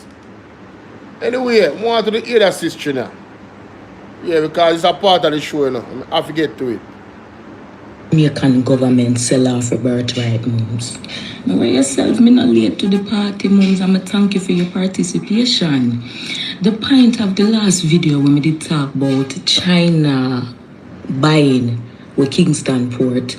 No found tell me say it's just a lease. Let me make you understand something. No foreign country or entity should be leasing any resources in a Jamaica because them can always renew the lease and then Jamaicans don't receive no benefit.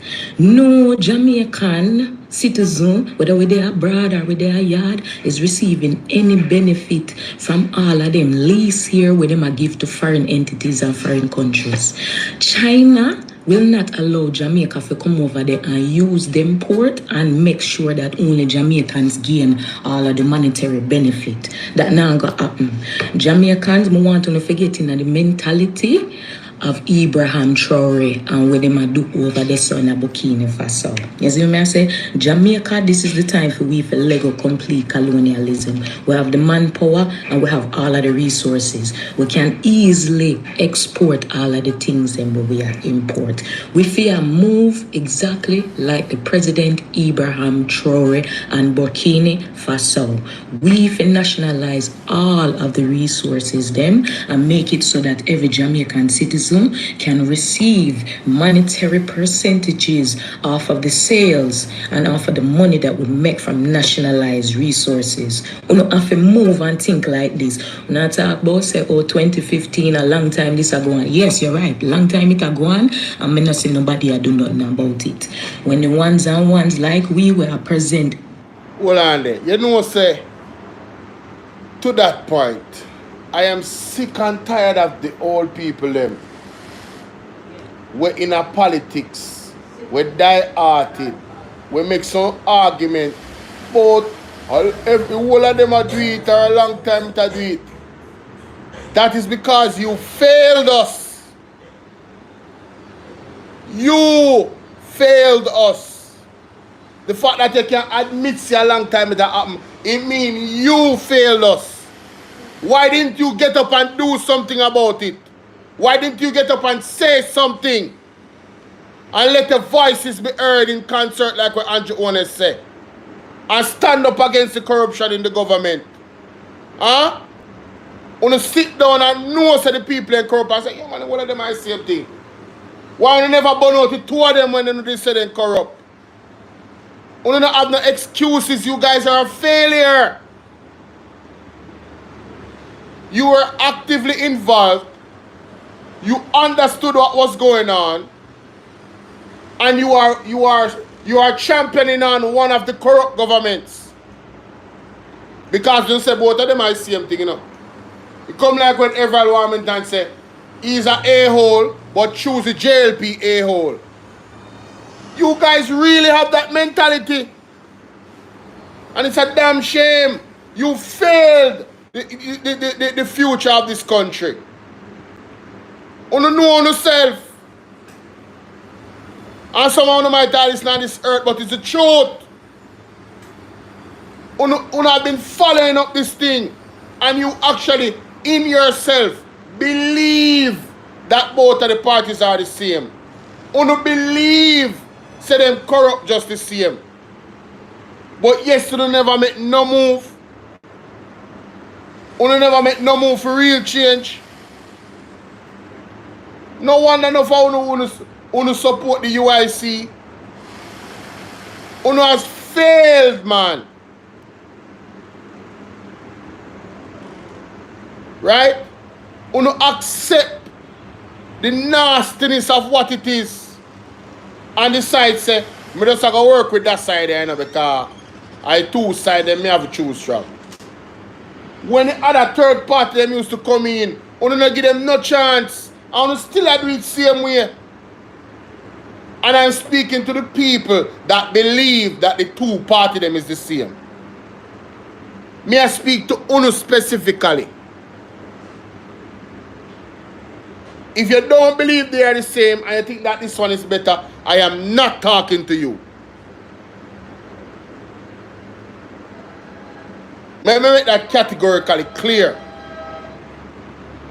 But uno feel the people, uno feel on the family, uno feel on the kids, uno feel on the grandkids, uno feel on the great grandkids.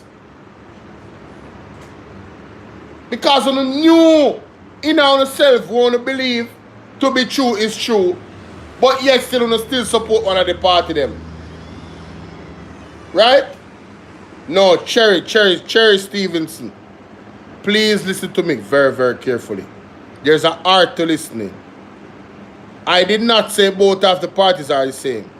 I said for the people that believe that both of the parties are the same. For those people that believe that, I am using their logic against them. And I'm showing them that they have failed this country. Because they use it as a crutch not to vote for the next party, you know. They use it as a crutch not to look at the policies of the next party, you know. They use it as a crutch to remain die-hearted and loyal to the corrupt party that they are part of, you know. They use it as a crutch to do that.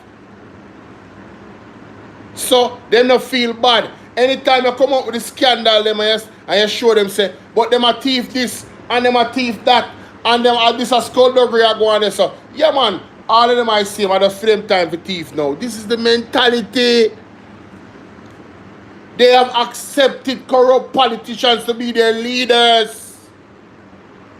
And they don't see anything wrong with that. And how that is going to affect generations to come. And they wonder why Jamaica is not in a better place. In every facet of society. They wonder why in 2025 the hospitals are the way they are. The roads are the way they are. They wonder why in 2025 so much people in Jamaica still don't have water running in their pipes. Because you have accepted skullduggery as the order of the day.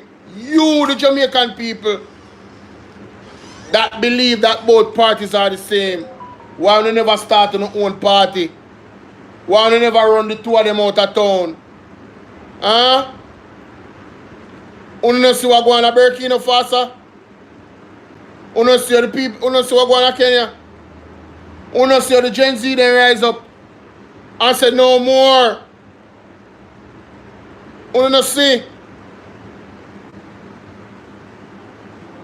Come like you don't see. You just sit back and you want to shoot him for the on the ballot. You want to hide 9 other persons under investigation by not releasing the Integrity Commission report or put Parliament in a recess. Come on, man. Come on, Jamaica. How can you guys support things like this? I don't think, hey, me tell you say, me glad say the Prophet Mark Stewart, you know, play that tape the other day, you know. Me glad say him play that tape, you know. No for uno way align on yourself with this evil order, you know. Uno and the family I get rid of, you know. God is going to deal with you, you know. These evil worshippers we have altar and drink blood and them something there. Right, and I do all type of thing and I set up altar all over Jamaica. If I that the side they uno depend. Uno depend the side of God.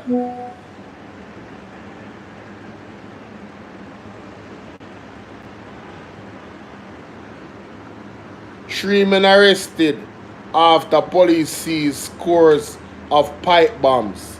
But them pipe bomb they all paint in a green. What a bangarang. Eh? Them the pipe bomb they paint in a green. What a bangarang. What, and somebody texts me and say, what is the aim here?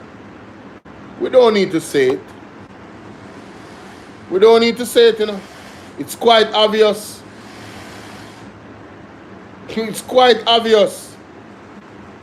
The only protection you can get is under God. That is it. Just understand that. There's no other protection.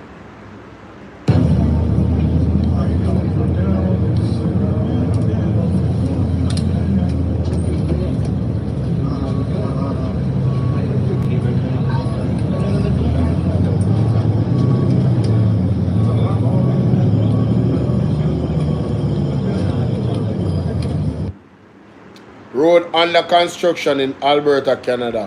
One lane is being repaired. We drive on the other. Or somebody will show you how it's done in Canada. Okay. Until everything is completed. Okay, my boss. Somebody takes when they say the NCFG is struggling to raise $300 million bond. Let me see this.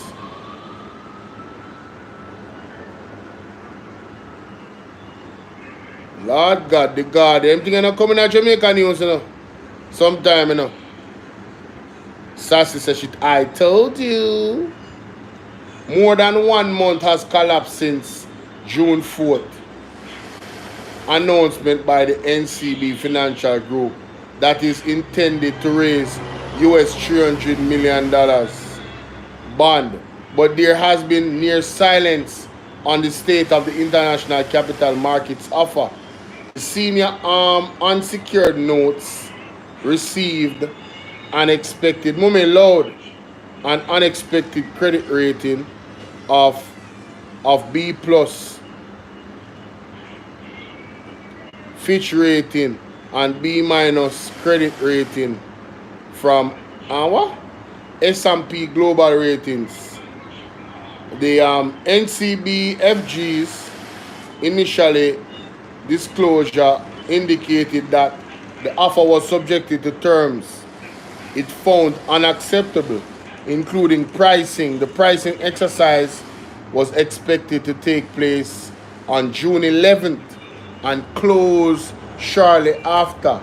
Pricing would let investors know the interest rates and yield of instrument.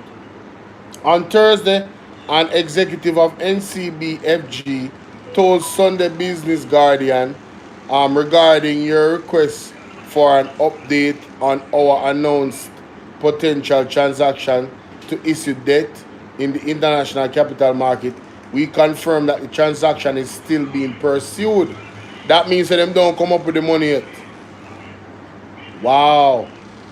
After 1 month, eh?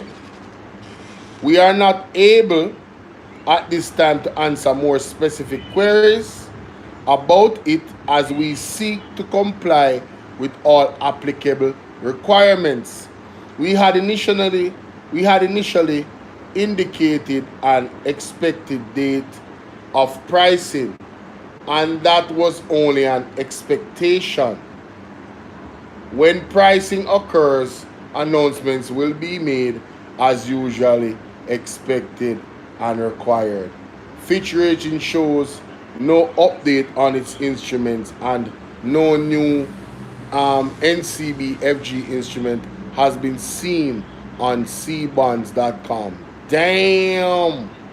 The bond was meant to refinance a US $269 million in mature debt during 2025 and a US $21 million of NCB's 2026 debt.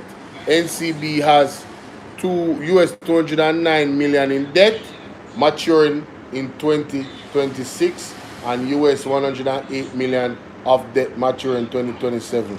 A roadshow document revealed that the US 300 million bond would mature in 2030 under a pro forma debt amortization profile.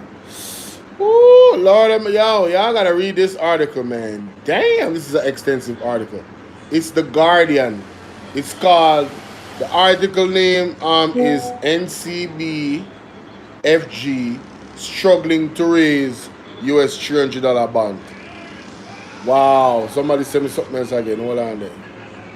NCB has become a Ponzi scheme. I hope it crashes by September 20. Whoa. Mark Golding will have a lot of criminal mess to deal with. Not my word, I just read out a text I got on WhatsApp. Damn. Somebody said, I don't listen to these pieces of SHITE. I don't want to hear anything from this JLP station. Trust me. Damn. Nationwide, hear that? Damn. Mighty God. Let me see what I'm going to say. 501 sticks of dynamite were seized by police during a targeted raid yesterday, July 17. Yalas, St. Thomas. Why St. Thomas? Why St. Thomas? Who is the MP for St. Thomas, ladies and gentlemen? Who is in St. Thomas for the Jamaica Labour Party, ladies and gentlemen? Who did they accuse of jeopardizing the farmers, ladies and gentlemen? Is it a certain person, ladies and gentlemen? Start with a J and end with a R? Isn't that person, Cheryl? Isn't it that person? Why is it that in a Yalas them finding 501 dynamite stick them? The explosive were contained in 6 bags. Vicinity a bridge. 10. My God.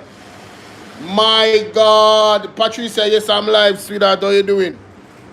My goodness. No, man, you can't know when me live, you know. You see when I press the screen, you see the live. You see when it's a premiere. When I press the screen, you see a premiere. Then I'm show it when I come in the chat, Patricia. From earlier, I see a type. Mighty God of Daniel. This serious, you know? Why is it in St. Thomas? St. Thomas. St. Thomas. Based off what me hear the opposing MP of the People's National Party say about that man, you know. When the People's National Party say if a war, a war. What is this? What is this? Yeah, man, a 6 hour? I know so long my life. Yo, this serious, no? And then the guns them in the constituency. We not even know how much other guns are coming, if any are coming. This is serious. People have covered under the blood of Jesus Christ, you know. You can't fight these people with nothing else but the blood of Christ and the fire of the Holy Spirit. Yeah. Remember when them come for Pastor Peter Chambers and the gun stick? Or it says 6 hours ago? I don't think I've been on that long. It could be, you know, because 11:30, 12:30, 1:30, 2:30, 3:30. Yeah, it's not 6 hours. It's not 6 hours. Yeah, but I've been on. I know premiere lasts that long. A 6 hour premiere? Nah. No, may I tell you? The allegations that was levied against that man. The man them basically called the man the devil, you know. Yeah, me don't know that go Patricia. He say what he say. But at 11:30, I go live. Mighty God. Somebody else send me something else. Rotted, they must send me some prices school bus cheap.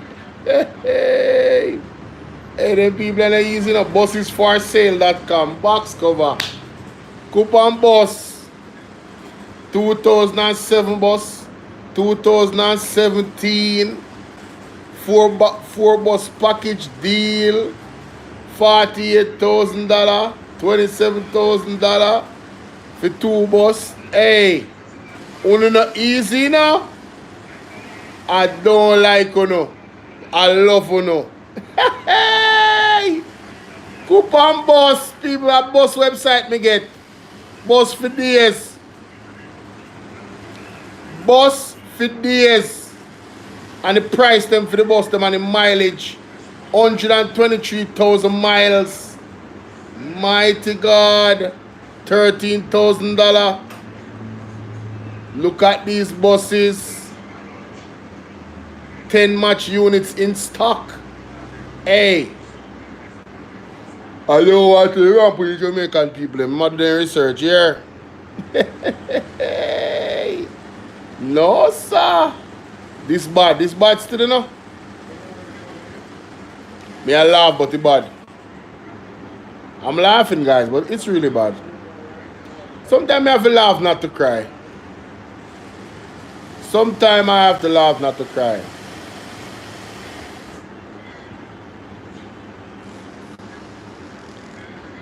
Somebody said, if you look on this school,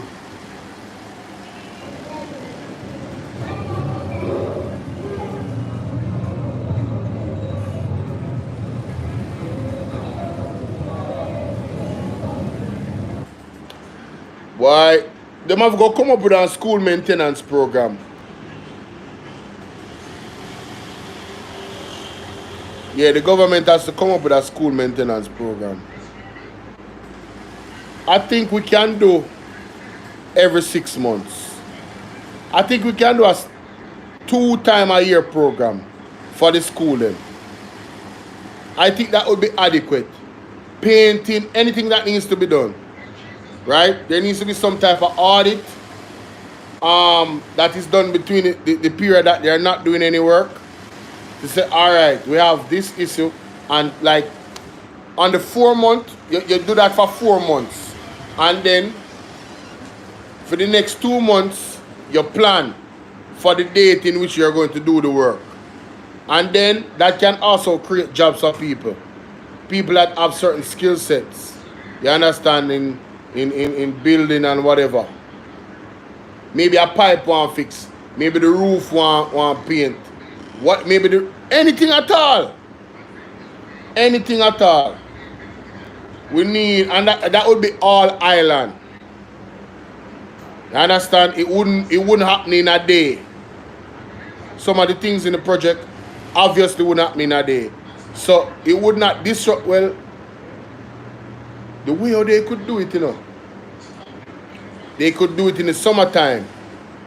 So it wouldn't disrupt school. And then they could do it in the winter time. So it still wouldn't disrupt school. So you would have a 1 or 2 week period where you do that work in those schools all around Jamaica. How much schools is in Jamaica? That is going to increase job opportunities for people, and then it will maintain. Because you talk about gardening, you talk about the garden. What do you call them people that do gardening work? Landscaping. We need to keep up the upkeep of the beauty of the school them. The school them need to look like a joy to be in. Create a wholesome environment. I think the government should look into that. A school maintenance program. They need to look into that. Right? And I think the schools itself can contribute, because I'm sure they take monies from some of these schools take monies from the parents them. Right? Because the school, and then you know what that would do, ladies and gentlemen? that fund could also aid. Because remember, so we have hurricanes and stuff, you know. That fund could also aid in that regard as well. So say for instance, them have damages. The school them that is most damaged, you would concentrate that fund. All I'm saying is coming off of my head, literally right now as I'm talking to you. This is not something I thought about. So that's why I am babbling and adding on ideas. So you can have that fund concentrate on the schools that is actually affected by the hurricanes and deal with those schools specifically. You understand? Of course, other agencies that is responsible can add on. It's only going to bode well for the speedy recovery of these schools. Not like what happened with Beryl. And then, you know, we get outside help as well. But it's good to be independent. It's good to have something in place. So whatever it is that we get outside, it would be a brata. And these programs and funds need to be properly audited, because we don't want any skullduggery. We want the money to be used for what to be used and get quality for the money, and it is used for the purpose it was intended for. We're tired of these politicians graping these resources and giving them friend contracts and these types of things and getting kickbacks. We're sick and tired of it. That's why we need a government, you know, individuals that are operating on the highest level of integrity. Integrity needs to be at the forefront of how you're going to vote in the next coming election. We cannot survive any more corruption, ladies and gentlemen. We cannot survive it no more. We are at a stage critical. And I want you guys to recognize that. And make sure you do the right thing. Let me hear this. NCB Financial Group, of which the National Commercial Bank is a member, is drowning in debt and can't pay its debts. The NCB Financial Group, owned by the Jamaican billionaire Mr. Michael Leachin, my parishioner, very kind man, very good man, very generous man, someone who, what's happening now with him, he doesn't deserve. But it just goes to show all of us that anybody can struggle in life.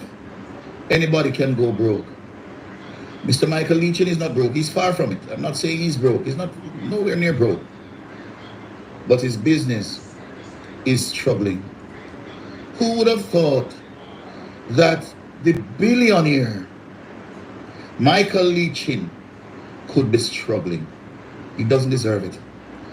But it can happen to the best of us.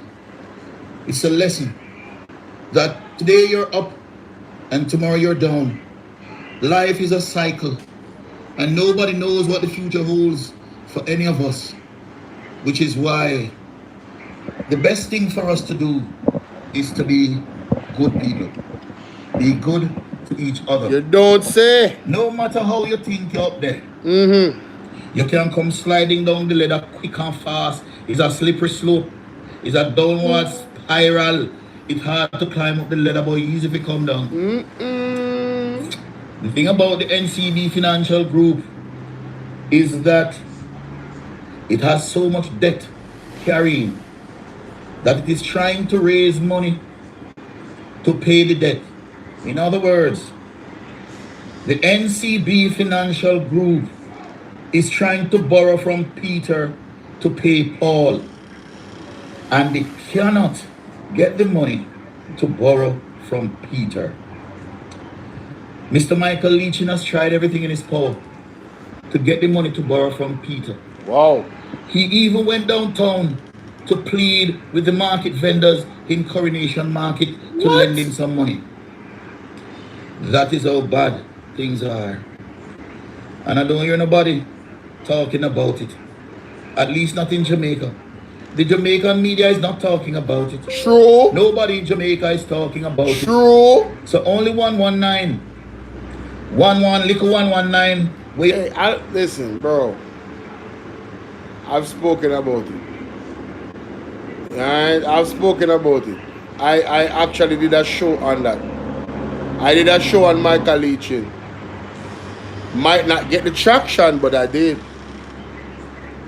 You know? But he better him say him not see anybody. Him not see anybody. But I get it. You know, people wanna, you know, build themselves up. Say, yeah man, you know, I'm the one, I'm the only one. Trust me. I've learned that you're never the only one. Even with ideas that you have, you might not discuss it with people, but there's other people out there that have the same ideas. Are very similar. Trust me. I've learned that. But let's continue. Where you see her? And me have to come tell you no, what go on. Me go far and wide and deep to get the information to give it to you. And if me beg you know a little thing and say put a little thing in my account, you no send the money come put it in me. Boy, hey, one thing me agree with him on that. God bless Patricia. God bless Patricia Hutchison right now. She there on the life, big her up. She constantly support the platform monetarily. Constantly. And you have other people there as well. You understand what I'm saying? Look out. You know what I say? Yeah. I appreciate you. I really appreciate you. And I tell you, say, this thing is not easy. You know, I talk about, yo, I work till my phone drop out of my hand. I work till my father sleep in front of a computer. And me do everything. Job up on the ends, just want students not to take the whole bus. Who named Juba? Hold on. Hold on. I think that. Me account. Hold on there. Who named Juba? Patricia send me link, no man. Jesus.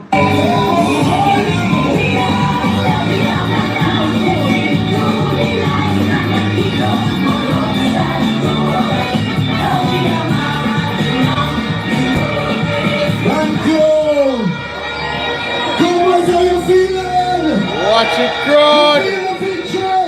My God. When Marky G rolling I place down so the place get wild. What me say place though? The place get wild. Oh, is a vlogger. More that clip. I am telling you. More that clip there still. More that clip there.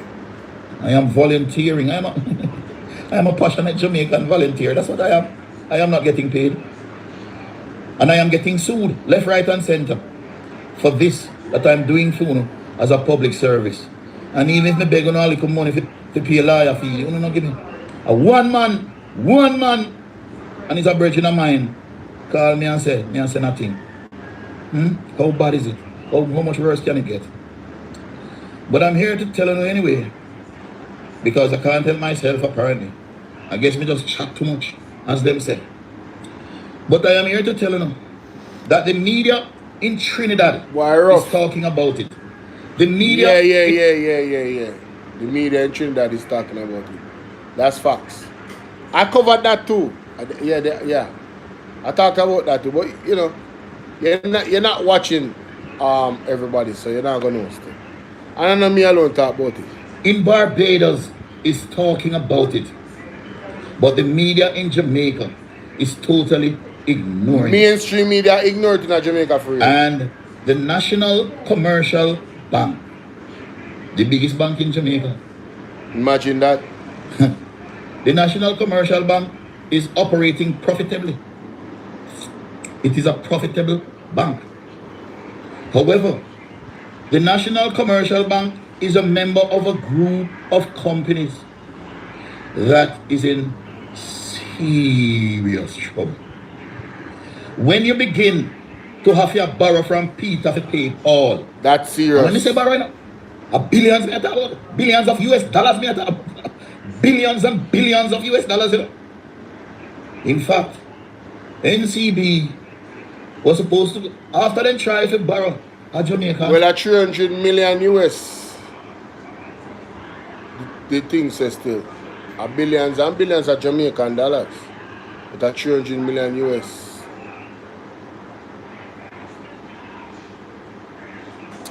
Oh, I'm so sorry. Hutchins. Miss Patricia Hutchins. Thank you so much for your continued support, my darling. Really appreciate it. And thank you for correcting me. Hutchins. Just I call her Patricia, you know. I get no money, nobody now lend them the money. They them issue bonds. When they say they issue bonds, you know, that just means they borrow some money. And they just a fancy term. And big up Sassy 81. Big up Action. You know what I mean? Big up Ryan Campbell. You know, big up Beautiful One. All the people that ever donated to me. Thank you guys. Thank you. My day ones, everybody. Thank you. For a loan. That's what it is. Just a loan. And when to people and entities in Jamaica to get money to borrow, to pay off some of the debt, or to defray some due debts. When them go to Jamaican people and Jamaican corporation and entities looking money to borrow, they couldn't get it. Nobody no one lend them. And so they went on the international market. And apparently nobody is interested because the Trinidad Guardian newspaper, yeah, just put this out and a 119 have to bring it to no attention because nobody else not do it. The Trinidad Guardian, see it here? See what it say here? The headline says, NCBFG, that's NCB Financial Group, struggling to raise US $300 million bond. And see the story here? The story says, more than 1 month has elapsed and some debt repayment have come up. And NCB want this money to borrow in order to pay for that debt will come up. And if they don't pay for that debt will come up and keep defaulting, meaning they can't pay them debt, you must struggle like myself here. You know, I chip like myself here now. If that happens, those persons who NCB owe ultimately could go after the assets of NCB Financial Group. And one such asset is the National Commercial Bank. Wow. It could cause chaos, not just in the banking sector, but in the entire economy of Jamaica. And nobody's talking about it. Nobody not telling them something but 119. And if I lie me I tell, who can't tell me, somebody come tell me, say I lie me I tell. But we should be on our P's and on our Q's. For what? I want a serious thing this Jamaica. When you add this to what Ralston Hyman said on Portland Spice TV, I put out that video this morning. The only video I post this morning. When you add that situation to this, whoo, and then the remittances, only say we are get attacked from every angle financially. Both home and abroad, everybody, all the Jamaicans them will be affected. May I tell you, a bitter medicine, you know? Bitter medicine. I look see if I find the video with Mr. Michael Lee Chin. I think I did a live. If it's in the live, it might be in the live. But I want to put up a video itself. Because if I didn't, I have to post one, you know. But I'm almost certain I did. I'm almost certain I did. And I'll have to look on the thumbnail because 1 month ago still, you know. 1 month ago, the situation had come up. And here it is. Michael Lee Chin could lose control of NCB. Here's the details. A lot of you guys did not watch this video, you know. This video only got 337 views. But I posted it. So you know what I'm going to do now, guys? I'm going to drop the link to it in the chat. I'm going to drop the link to it in the chat. Wanna go watch this video? This was from a month ago. I knew I did a video. I knew I did a video. As a matter of fact, I'm going to drop it in my group on WhatsApp and make them know to go and watch this video immediately. Watch this video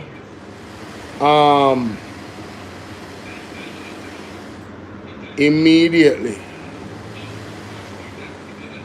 And then I'm going to put the article with it. Yeah, I'm going to put the article with it.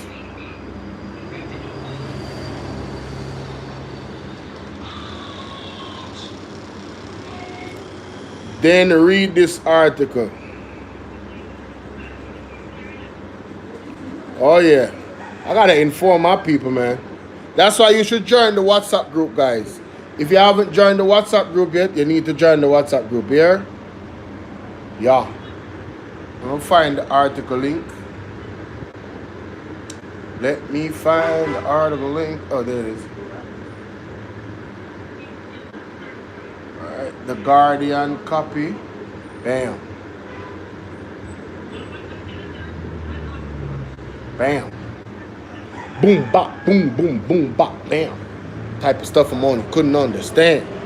Alright? Yeah. People, that is where I bid you guys farewell for today. I didn't do a lot of uploads. I only did one upload. I'm gonna do one big massive live stream. Yes. Huh? You talking to me? I do that big massive live stream. And I talk about a plethora, a whole lot of different things. Yes?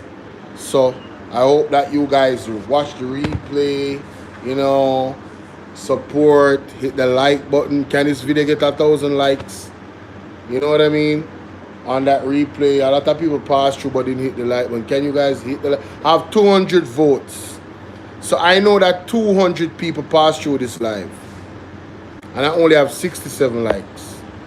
Come on, man. We gotta do better, bro. We gotta do better. Love y'all still, man. So salute to the real ones. See you later, Patricia Hutchins. Look more. The word is love.